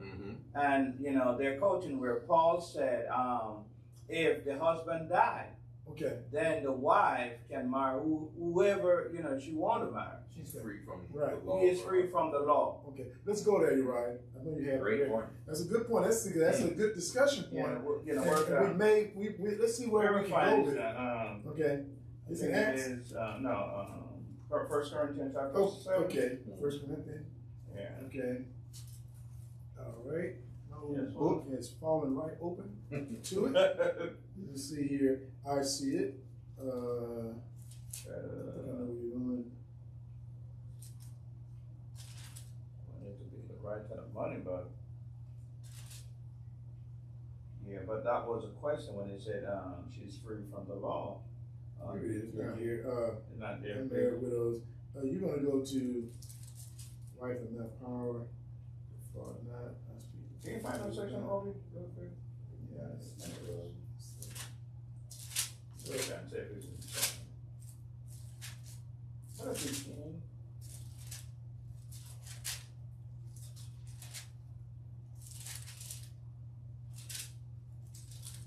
I don't think that's the, that may not be the, well, I think let's go to 1 Corinthians 7, 25. That might, I suppose therefore, 10, let me see. It's Romans. It's Romans? Romans. Man, I'm way out.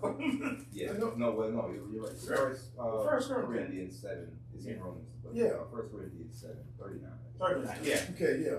Yeah, right, further down. All right, Oh, yeah. man. I gave you time, man. You had time. Well, you know, sometimes the eyes or whatever. I know it wasn't First Corinthians chapter 7, but I was looking. You know, this what happened. You know, especially when you don't read the whole book to get an understanding of what Paul was saying. And this whole section is about marriage and certain degrees. That chapter, I should say. So go ahead. Let me just read 39. We're in the book of 1 Corinthians chapter 7, verse 39. The wife is not bound by the wife is. The wife is bound by the law. I'm sorry. Bound by the law as long as her husband liveth.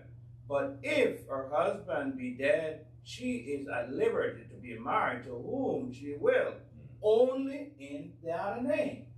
You know, some people take that out of context and say, see here, we don't have to go by that law that is written in Deuteronomy 25 and more. What you have to say about that, my elder? You know. You talking to me? Yeah. Oh, wait a minute. I'm out the front. I mean, you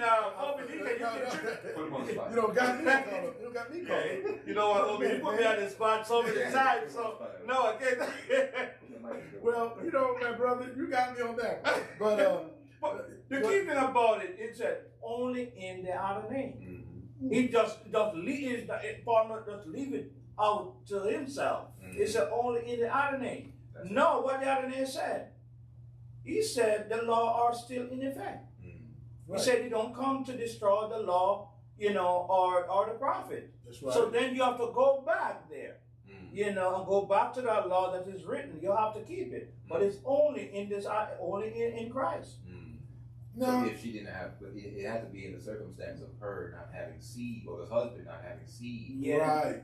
But if he had seed, then she wasn't bound to that law. Right. To have to marry her. If he already had the brother. Yeah. That's that stipulation. That's the stipulation. That's the sticking point. So in this letter to the Gentiles and Jews that live in Corinth, we know he's talking to those two audiences.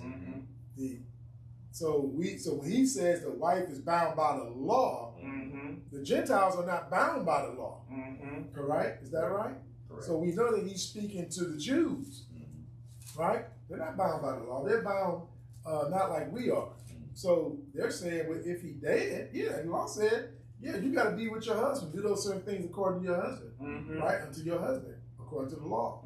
If he died, right? Now the question is, if he dies, right? He can't, if he dies, you can't have his sister. The brother, you can't go into his wife, right? Regardless, right? The brother can't go into his wife. Only way he can go into his brother's widow if he didn't have seed. Right? Because the law we just read the law in Leviticus 18. You can't touch that woman. You can't have his you can't deal with her. So they're keeping that law. Now, whatever the Gentiles are doing, that don't even apply to them. Because whether the Romans do this or not, or the Greeks doing it, we don't know. Well, we had an example of that. Right? John the Baptist called out. Well, you brothers on my back. You own it. Praise God. So let's go there and show that exception. And I think I got it written down for Mark. I got it in Mark. I think I wrote it down. Was it Mark 6? Somebody go there. But before we go there, I want to make sure we cool with Uriah. So Uriah, so what you're saying, I want to make sure I understand where you're going with this, because do you agree what we just talked about on the verse 39? The wife is bound by the law, and we're talking about as to an Israelite woman. That's what the audience. Is this what we're talking about? Yeah. Okay. Yeah. So as what you just stated, because it's all about inheritance. There you go. Because inheritance cannot leave from one tribe to the other. Voila, Yeah. there it You see what I'm is. saying? There it is. So we have to read this thing very, very carefully. Crazy. Because I know sometimes these other sects, they will want to hit you with a question. Oh, Paul said this, Paul said that. But as what you said, who, Paul is speaking to. Exactly. Because you're going to throw everything out of place. You're right. You can't. It's about inheritance, and we see these things. So if we were to, so that's what we're looking at. The law is not done away with, because it's glory and honor to the Jew first, then the Gentile. So the Jews have to keep. They are the circumcision. The limitations were placed on what the Gentiles have to do. We read that last Sabbath. That they have to stay away from things strangled, eating things strangled, from eating blood. That's right. Right? And what else? Fornication. Abstain from fornication, idols. And anything else you want to learn, you learn on the Shabbat. But you're not, and those are those churches, right? But the Jews, we see Paul keeping the Nazarite vow and keeping the Shabbat and the holy days. So Paul didn't stop keeping those things. And so we can't expect Paul, as a Pharisee, was to tell a woman, but again, that brother is not obligated to do it. That's right. He can say, no, I don't want it. Yeah. Right? The law, now, he wasn't, the judgment wasn't death. it wasn't death. And we saw what the judgment was. You could be, now, as time moves on, we know law evolved. So now we don't know exactly how deep they were doing certain things at this time. I think sometimes we get caught up as if everybody was doing everything exactly the same way, speaking the same dialect that Abraham spoke, for example. So we have to be flexible and allow for understanding that things do change. That's why we got dogmatic versus pragmatic. Okay, my brother. Some people say, well, y'all are too dogmatic. They say, well, the older folks was too dogmatic. They just stuck to the letter. They didn't even bend. Right. You got people who are pragmatic, who are open to look and research and say, well, hold up now, is this what this was really meaning? Correct. So we're not so closed-minded in that sense. That doesn't mean that we stray from what was written. Right. That's right. Right. You gotta be praise God, and that's what we were talking about. You have to reason these things out. Yeah, you gotta reason out, because when we just read in the what did we go in Matthew, where we were just talking about Yeshua gave the Sadducees gave that example about the Levirate law, showing that. Now the question, but were they practicing it? Was it really being But again, we know that it's up to the man, the brother, to do it. But again, nevertheless, they thought it relevant to bring it up for an example to talk about. That's what lawyers do. You're going to bring up an example. The question is about the resurrection. So what's the better way of showing this? Exactly. And Yeshua busted. They didn't believe in it. Right. The Sadducees. Right. But Mashiach busted them up so hard. You err. Not knowing the scriptures. All the power of Elohim. That's Oh right. my goodness. So what can you do? So let's go see an example of this law in Leviticus 17 that you can't marry. And they were keeping it, because this confirms something. But John the Baptist knocked them out. That's what got John the Baptist killed. That's right. Let's go to Mark 6. That's why it might be in Matthew, but whoever you want to read. 14. All right, we'll be able to finish it, so I'll take it out. Okay, Mark 6. Mark chapter 6, and I have it starting at verse 17. Is that right? Or 14? 14. Okay, now let's go ahead. Mark chapter 6, verse 14. And King Herod heard of him, for his name was spread abroad. They're talking about John the Baptist. And he said that John the Baptist was risen from the dead, and therefore mighty works do show for themselves in him. Others said that it is Elias, and others said that is a prophet, that it is a prophet, or as one of the prophets. But when Herod heard thereof, he said, It is John, whom I have beheaded. He is risen from the dead. See, they think that Yeshua is that is John now. Because he got a guilty conscience going on. Continue. Verse 17. For Herod himself had sent forth and laid hold upon John, and bound him in prison, for Herodias spake his brother Philip's wife, for he had married her. Okay, let's read that again. I want to make sure I get that. For Herod himself had sent forth and laid hold upon John, and bound him in prison for Herodias' sake, his brother's Philip's wife, for he had married her. Okay. Now, and we know, let's continue reading. Verse 18. For John had said unto Herod, It is not lawful for thee to have thy brother's wife. So Herod is a, what was he? He's an Edomite, the governor over the Jews. So he wasn't of the bloodline. But the Romans had put them in these positions to rule over the people, right? That's right. But he knew the law. Correct. He had to keep the law. Correct. So now let's continue to read. Why did John rebuke him in 18? If you want to read 18 again, that's fine too. Verse 18. We're in the book of Mark chapter 6, verse 18. For John had said unto Herod, It is not lawful for thee to have thy brother's wife. Therefore Herodias had a quarrel against him, and would have him killed, but she could not. For Herod feared John, knowing that he was a just man and unholy, and observed him, and when he had heard him, he did many things, and heard him gladly.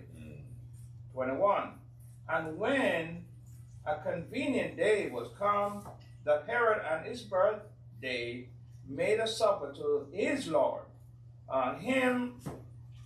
his Lord, high captain and chief.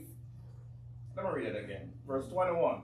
And when a convenient day was come, that Herod on his birthday made a supper to his lords, high captains, and chief estate of Galilee.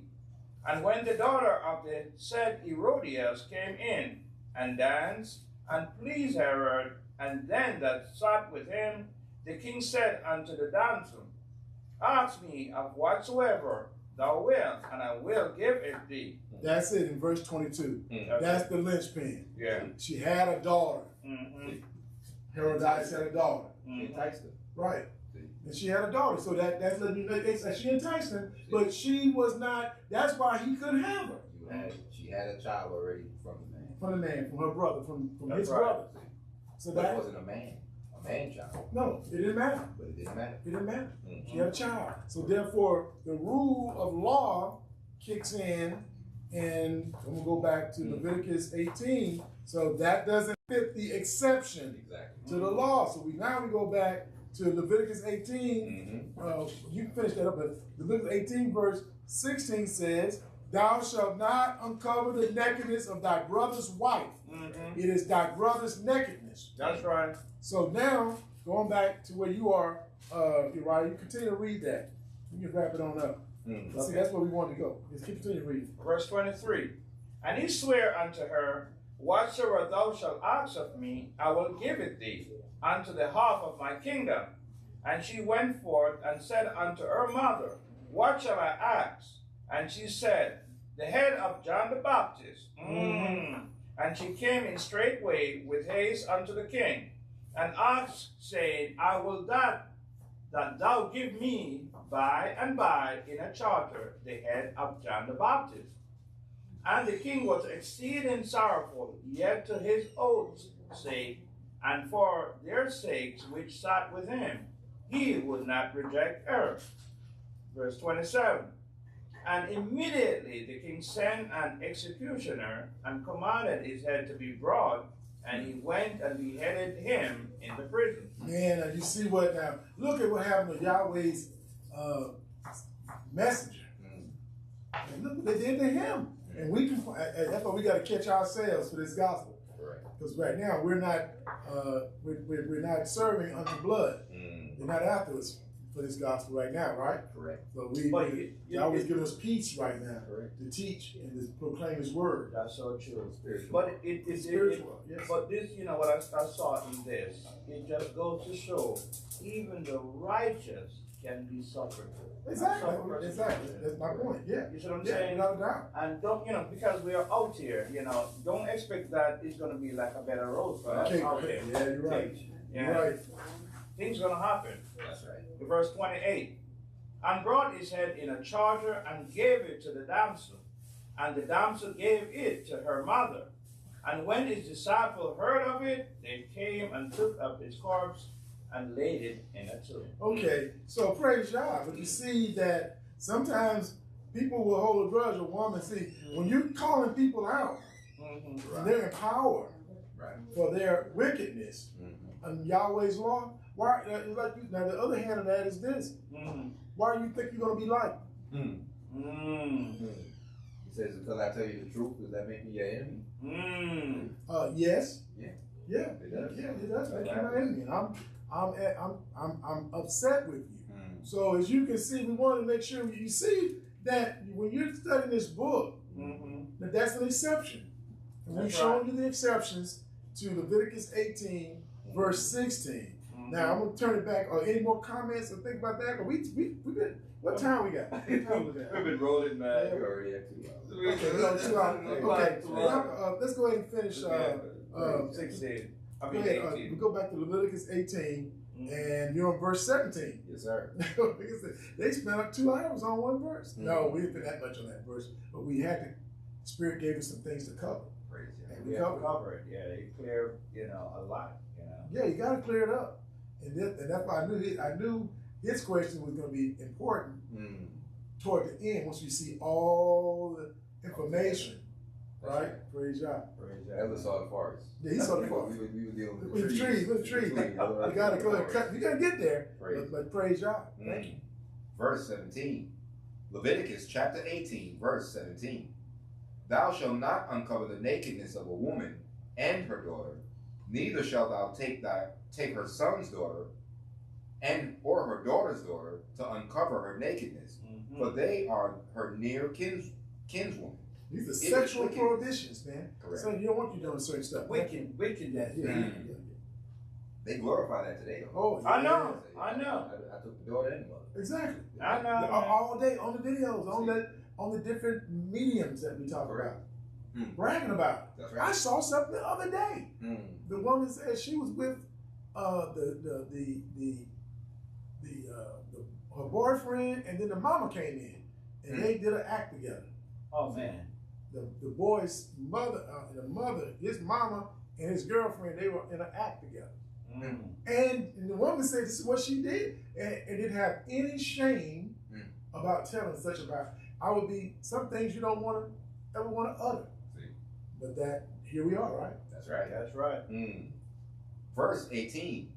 Neither shalt thou take a wife to her sister to vex her, to uncover her nakedness, beside the other in her lifetime. No, man, Jacob broke the law then.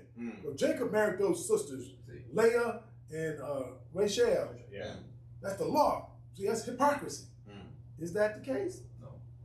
Yeah, we put that out. He allowed that to happen. Right. You know. But he was tricked too now. He wanted Rachel. That's true. Right. My mom told Rachel. I looked at her. You know what? She had pretty eyes and everything, but I fell in with Rachel. You know, when you look on that particular scenario, okay, that case, you know, with Jacob, you know, and you know, and even though the law wasn't codified yet and given to a nation, you look and you know, Yahweh allowed that to happen, you know, for us to see all the mistakes that were made before he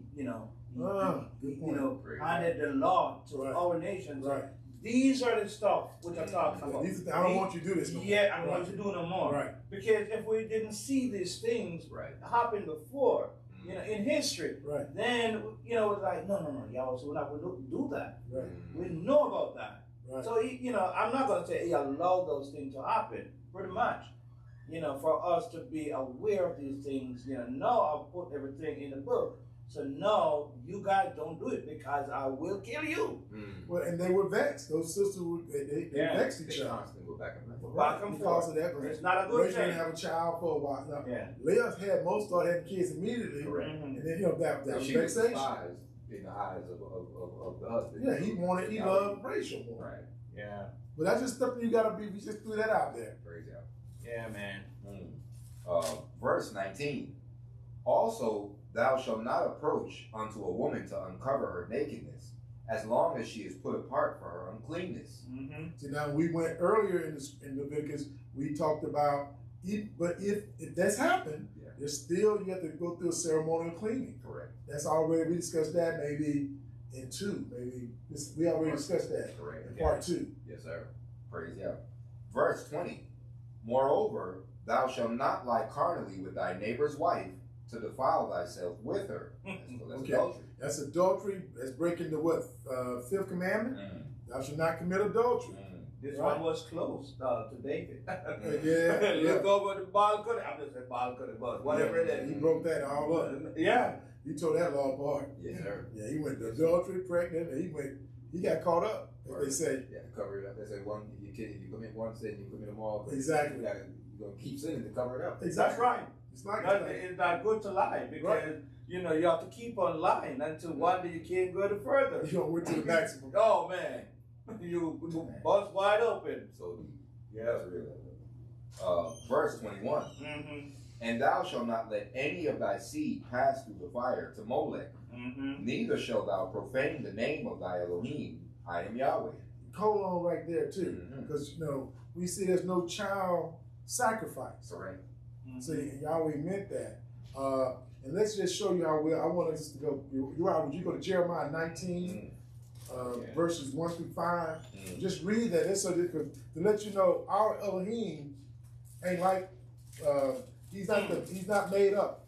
He ain't like the idols that the nations made. That's He didn't deal with, because that's the law right here. But he laid out a point when he was telling how our fathers acted. I think it's Jeremiah 19. Yeah. Praise God. It just kind of, puts a little flesh on this. Let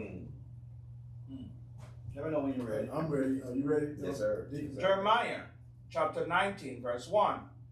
Thus saith the Adonai, go and get a potter's earthen bottle, and take of the ancient of the people, and of the ancients of the priests, and go forth unto the valley of the son of Hinnom, which is by the entry of the east gate, and proclaim there the words that I shall tell thee. And say, hear you the word of Yahweh, O kings of Judah, and the inhabitants of Jerusalem. Thus said Yahweh of hosts, the Elohim of Israel, behold, I will bring evil upon this place, the which whosoever heareth his ears shall tingle, because they have forsaken me and have estranged his place, and have burned incense in it unto other gods, Okay. whom neither they nor their fathers have known, nor the king of Judah, and have filled this place with the blood of innocents. They have built also the high places of Baal, to burn their sons with fire for burnt offerings unto Baal, which I commanded not, nor spake it, neither came into my mind. I never commanded you to sacrifice your sons, your children unto me. Correct. But you're up there sacrificing it to Baal. Right. God, you don't know that it's not real. I manifested myself to you. You have never known no other God but me. What God you know about Molech? What Molech is? What Baal is? So he's saying this never. Our Elohim is holy. That ain't never came to my mind. I ain't required that. So that's why when you go back here, you see in verse 21 when you read, they say Molech, but it doesn't really matter for our purposes. But Molech, or you mean how about we could sacrifice him before Baal because you didn't. No, don't use that. Don't be simple. This is just a point. Molech, if this was put here because Yahweh wanted to put it here. That was the Moabites. The Moabites at that time, right? The Ammonites, that's right. Too. But Solomon married one of the Ammonite women and took her, and he built a high place to Molech. That's right. In his old age. That's right. See, his old age, he said to be careful. He said don't marry. It was specific women and specific nations rather that he said not to marry into specific people because they would cause you to turn away from him. And he ended up building altars in the land. Exactly. To Molech. It caused the whole nation to sin. Yeah. And that's why they were already down there by the time he died and Rehoboam came. It wasn't like they were already, those gods were already in the land. That's right. I have to be fair about that. Yes, Rehoboam did his thing, but they were already in the land. Oh yeah. Shlomo had put, he caused the nation to sin, right? Yeah. All right. So you know, my Ella and my deacon, if you look in the case of Abraham, when the angel spoke to him and told him that go and sacrifice your boy, he didn't hesitate. That tells us that they were sacrificing their seed unto God way back then. That's right. It was not a strange thing. Right. Right. So Abraham obeyed. Right. Yeah. That's a good point. That's a great point. Right. We're at verse 22. Okay. Leviticus chapter 18, verse 22. Thou shalt not lie with mankind as with womankind. It is an abomination. See, now we're going through all that law for this title of this class is the ways what? Of a holy people. Of a holy people. So I'm going to, let's talk about that. I think you got something. I want to give a definition. The elder deacon's going to talk about this because and could you go to Jude? Go to Jude. Okay. Gospel. Go to Jude. Go ahead. Deacon, you want to read it? Yeah, Elder. This is from the Zondervan's Pictorial Dictionary. Okay. And it's defining sodomy. This is the word. Okay. Okay. It says a male temple prostitute. A sodomite was one who practiced that unnatural vice for which Sodom became noted in Genesis chapter 19, verse 5. Though not named as such, it is referred to in Romans chapter 1, verse 27. Exactly. God strictly forbade this practice, referred to Deuteronomy chapter 23, verse 17. Unusually, the practice was in connection with heathen worship, and its presence was a sign of departure from the Adonai. 1 Kings, it references 1 Kings chapter 14, verse 24. Both Asa and also in 1 Kings chapter 15, verse 12. And Jehoshaphat took measures against this sin. Right. But its practice continued until in the days of Josiah, it was being practiced in Yahweh's house. See, Yahweh's house. And so, why we look at why some of the things happen to our people. Correct. While we're here we read about these atrocities and things that we've gone through, but there's a reason why we've gone through that. Correct. That's right. Right? These are some of the things that our fathers are doing. See? Right? And we have to pay for that. Exactly. Yahweh's. We pay for it. And what other nation's going to do. So if you were to let's go to Jude, and we're going to see an example. See, we're not going to go to Romans 1 because it's there. Correct. You have to see how it's being read. It speaks expressly. But when you go to Jude, it uses a different language, but if the Elder Uriah will do it. Jude verses 1 through 7. Jude doesn't have a chapter, so we go straight to the verses. Jude, not chapter, but verse 1. Sometimes it throws you off. I got hit so many times doing it like that. I finally caught on. Yeah, verse 1. Jude, the servant of Yeshua HaMashiach, and the brother of James. I'm sorry.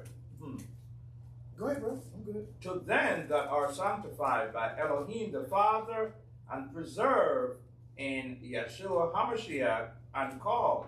You can see the separation here. That's right. So, all those, Christians going to say, oh, he's the Father, the Son, and the Holy Ghost. He's one in one. The book is not saying that. That's true. Come on. There's no such Trinity, man. Uh-oh. Come on, people, listen. Listen to the word of Yahweh. Verse 2. Mercy unto you and peace and love be multiplied. Beloved, when I gave all diligence to write unto you of the common salvation, it was needful for me to write unto you and exhort you that you should earnestly contend for the faith which was once delivered unto the saints. That's right.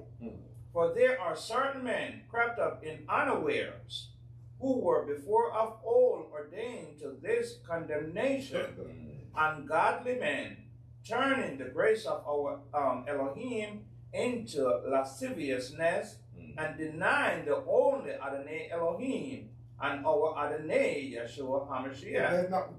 Is that not what is happening today? That's right, man. Correct. Verse 5.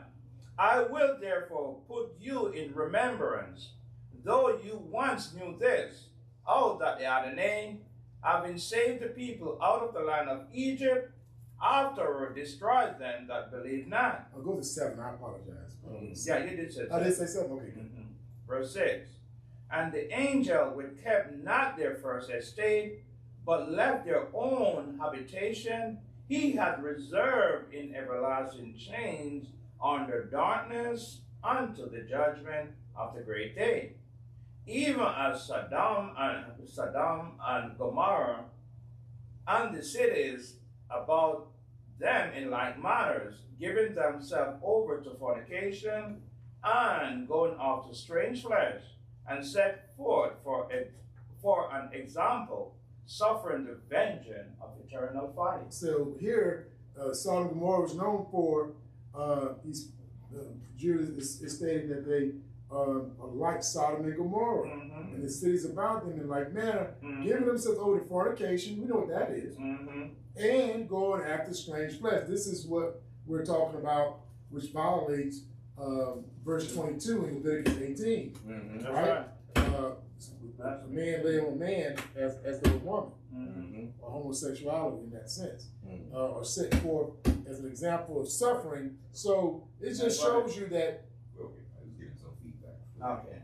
It just shows you that from Romans 1 to Jude, this is the gospel. This is the law of Yahweh given to a holy people. That's right. So if you want to walk in the ways of holiness, Correct. well, you got to conform yourself to these things. That's right. Now, other than that, I have nothing to say about it, right? Because the book speaks about it. Correct. So the world is telling you to do this. If the world once told you was an animal, chattel slave. You didn't believe that, did you? Some did. And I guess you heard, and some did. I'm a beast. But these are the things that we want to just cover. But go ahead, I'm not going to go, because you covered, you reference 1 Kings 15 verses. You can look at 1 Kings 15 verses 1 through 15, and there the king orders the Sodomites out of the land, and also referenced in 1 Kings 22 verses 41 to 49, a similar action. But again, these are the ways of a holy people, the children of Israel. Right? Yes, sir. We're at Leviticus chapter 18, verse 23. Neither shalt thou lie with. No, I'm sorry. We're at. You're right. Yeah, verse 23. You're right. Neither shalt thou lie with any beast to defile thyself therewith. Neither shall any woman stand before a beast to lie down thereto. It is confusion. Defile not you yourselves in any of these things, for in all these the nations are defiled, which I cast out before you. See, now he's making a serious point about the land that Israel is they're going to come into that land. They're coming into the land. It's going to be promised, right? Yes, sir. Verse 24. Defile not you yourselves in any of these things, for in all these the nations are defiled, which I cast out before you. They were doing all those things. Verse 25. And the land is defiled. Therefore I do visit the iniquity thereof upon it, and the land itself vomiteth out her inhabitants. You shall therefore keep my statutes and my judgments, and shall not commit any of these abominations, neither any of your own nation, nor any stranger that sojourneth among you. For all these abominations have the men of the land done, which were before you, and the land is defiled, that the land spew not you out also when you defile it, as it spewed out the nations that were before you. For whosoever shall commit any of these abominations, even the souls that commit them shall be cut off from among your people. Therefore shall you keep mine ordinance, that you commit not any one of these abominable customs, which were committed before you, and that you defile not yourselves therein. I am Yahweh, your Elohim. Oh, praise Yah. Praise Yah. So this is what Yahweh. So basically, what Yahweh, the people had been in that land. Let them stay there and keep the land. Correct. But the people, those different tribes of people, nations, right? Mm-hmm. They had defiled the land. Correct. Well, guess what? The way I look at that, I had never really talked about it. Well, Yahweh had raised up his saints in Egypt those 430 years to give them the land. But he was going to use Israel to be what? That whipping post, that chastisement. That's right. To purge out them. Correct. Correct. So we always speak the other way, that Yahweh used the nations to chastise us. But Yahweh used Israel, his holy people, now to just chastise and to destroy them out utterly over time. If they were supposed to keep the law and did it right. Correct. Correct. Because they had defiled the land. The land is holy unto Yahweh. That's right. And the acts that they were doing defiled it. Good. Said, we just read in verse 24 or 25. What's it? 23. About it said, neither shall thou lie down with any beast to defile thyself. They call that bestiality. Bestiality, okay. And in some states and in some countries, it's legal. They've made it legal in their law. Who would want to make Why that? would Yahweh have to make a law about this? That's why would you would think that this would be common sense. Like the beasts, they don't even mingle among them. You don't see too many lions laying with tigers. No, that's not going to happen. They go to sleep with them. Or a lion going after a bear, See? or a tiger going after a bear in India See? to mate with. See? He's going to eat the bear. He ain't going to mate him. See? You see? But Yahweh had to put a law for this. So Right. it was happening. It was And happening. it's still happening to this day. This is a history book. Yes, Yes, sir. It's showing us how to perform ourselves. It covered the bad, the good, and the ugly. Amen. This is taboo in some cultures. Oh, yeah. It happens. This Yeah. Yahweh put a law. Exactly. And this is what distinguishes us right now, today. Because we understand how to handle ourselves, but without the law, you would not have sin. That's So you got to know that we're Christians. We don't have to keep the law. You're not in sin. Your sins haven't been covered. You're still out here buck naked, and it's not because of ignorance anymore. Because Yahweh's raised some of us up. Still wallowing in your sin. Exactly. That's what the Mashiach said in Gospel of John verses 9. And when they asked him that little question about the blind man, he said, He said, are we blind too, Master? And he said, well, you said it. If you go there, find that last verse. We about 5 minutes to wrap it on up, but I'll find it. But it was a powerful verse. When you read it, he told him. He told him. You see here, I think that was John 9. Yeah. He called it God. No, I'm not John 10. But let's see. John 9. Yeah, it's John 9. Verse 40, I think. Thank you. It's way down there. There it is. And here it is. I'm too fast for my own good, dude.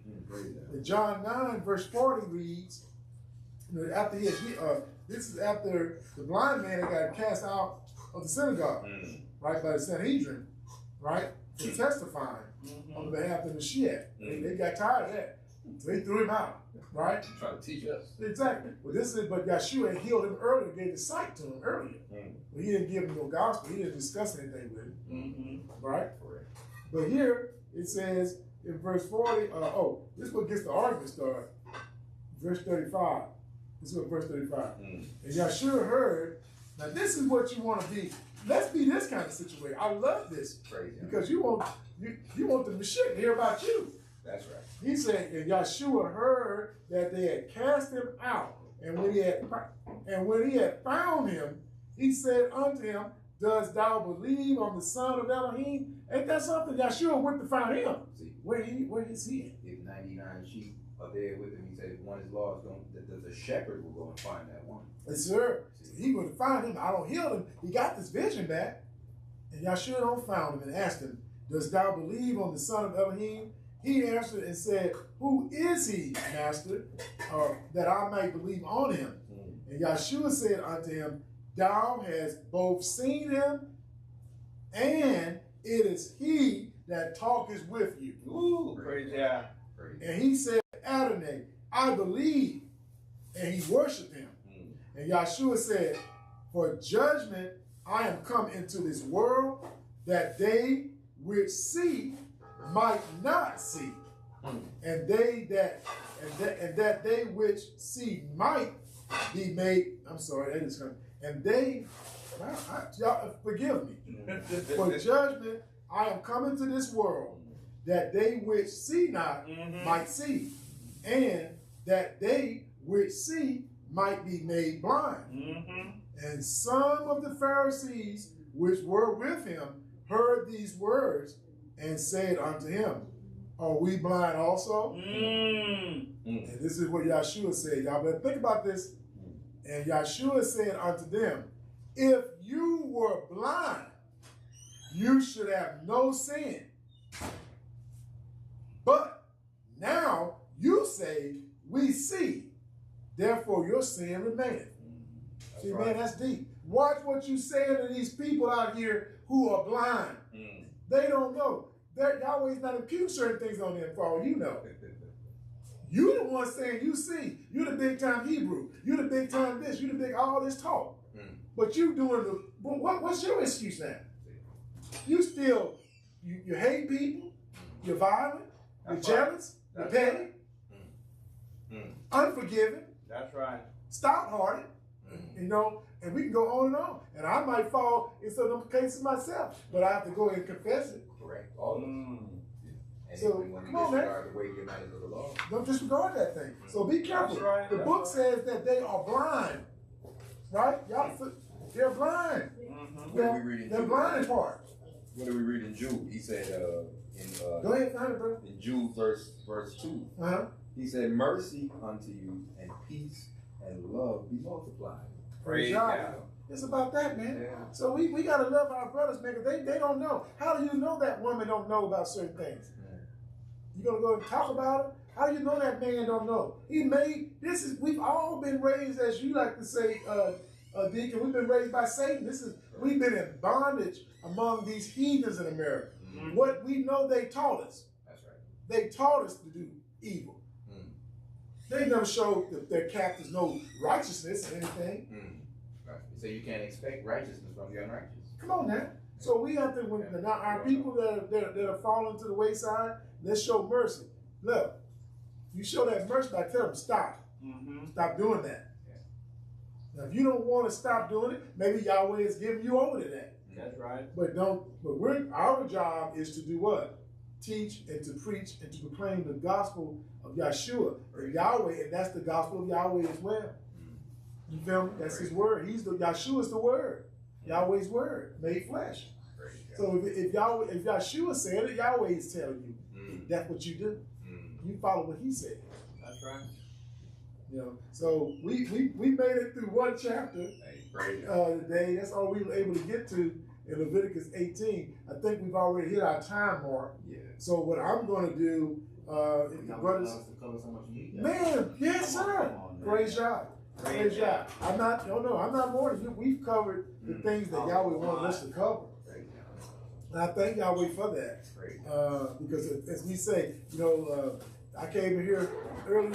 I had a little heaviness on my heart, but Yahweh got me up this morning. Praise Yah, and allowed me to reflect, as you said, and to think about certain things. That's right. And I listened to that word, took that old heaviness from me. Because we know what the enemy's job is to do: steal, kill, and destroy. Wiles. And the wiles. And he's going to do whatever he got to do He to says, deceive you. He says, wiles, devious or cunning strategies employed in manipulating or persuading someone to do what one wants. See, those are them wiles. That's it. He's doing his job. He's supposed to. Exactly. He just got to walk. We doing our job. That's right. Man, praise God for these Praise. brothers, man. Praise. Praise God. Well, listen, we're going to just, I guess at this point, end the official class discussion right here. And this class was entitled Leviticus, the Ways of a Holy People, Part 4. Part 3. I apologize. Part 3. So so the class is officially ended at this point. So I'm going to stop. I'm going to hand it over to my elder and the deacon, anything they want to talk about or say, if the Spirit is giving them. But it's not much because everything is spoken out. But one other thing I was looking back on, because I know, some sect will say to you, oh man, the Mashiach, came and we don't have to do this thing anymore. Why are we still studying these things? Okay. It kind of a little bubble in your mind. So what's going on? Are these people dumb? These things are like, you have to transit from one to the other. It's like, you could be born a babe. You learn how to creep, then walk, take steps, then you walk. So these are the things, because these things are a shadow of things to come. It points towards the Mashiach. It says, all these laws that we are reading, we are covering, point towards him. That's why these laws could never be done away with. Oh, praise God for that, Elder. Right? Come on now, that's exactly. You dropped the mic again. I thought you dropped it. You don't turn around, he don't drop it. Praise God. You dropped it again. Pick it back. No, Hallelujah. Sometimes, it's not itchy ear out there, hearing stuff out there and things going on. And they, we don't do any animal sacrifice. Where are we reading this stuff anymore? We know that we are under a different order now, the Melchizedek order. That's right. So the thing about it, how do we, atone for our sin? Okay. You see what I'm saying? So it transits from the animal to what's in your heart now. Amen. You know what it said. How do we do it? Through a contrite heart, broken heart and a contrite spirit. Right. Before the Mashiach.